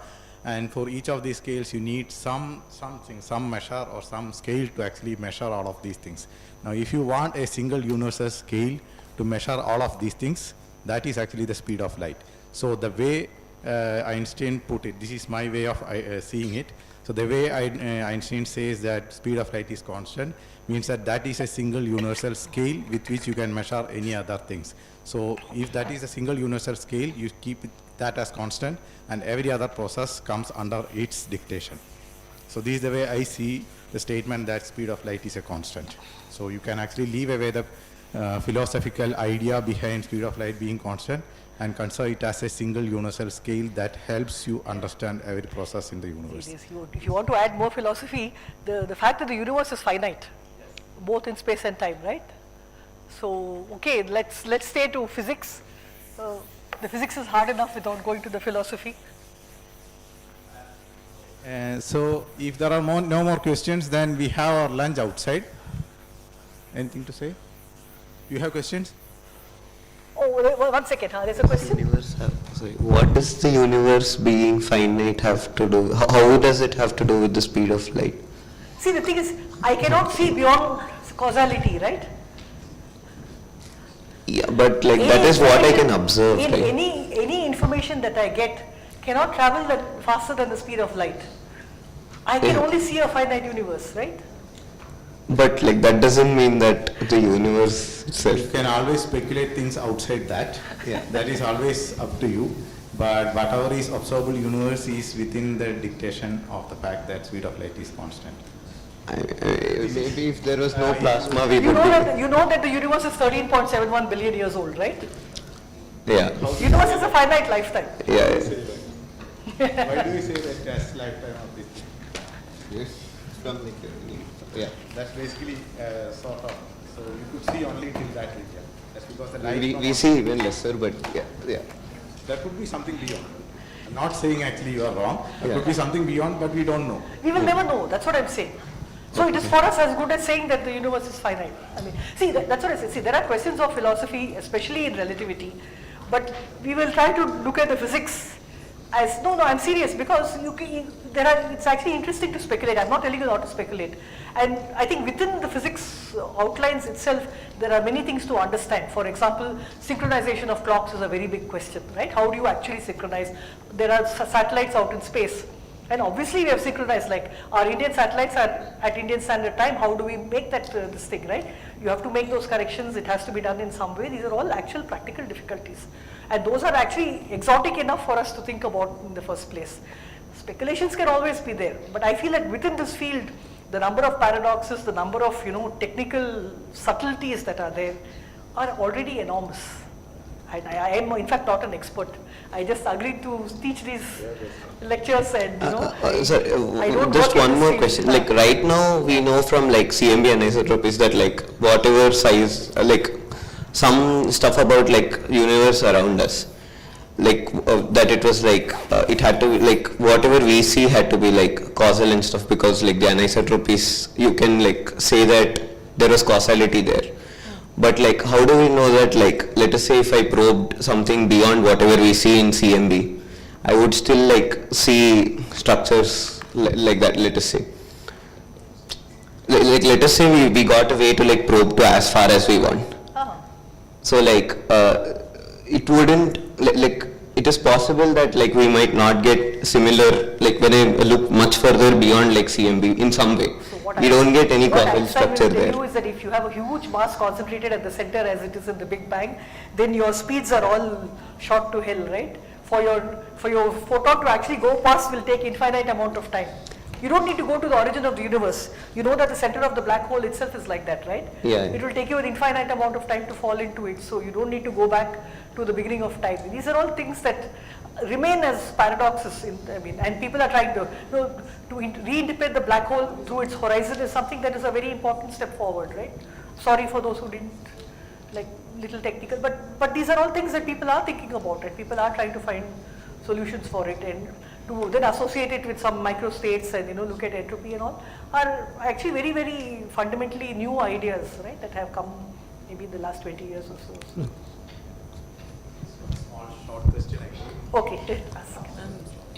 Ma'am, is it speed of light is constant in vacuum?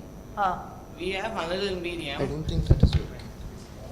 Let's see if it's not switched on. Okay, Yeah, it's on. In another medium, its speed changes. Again, it came to vacuum.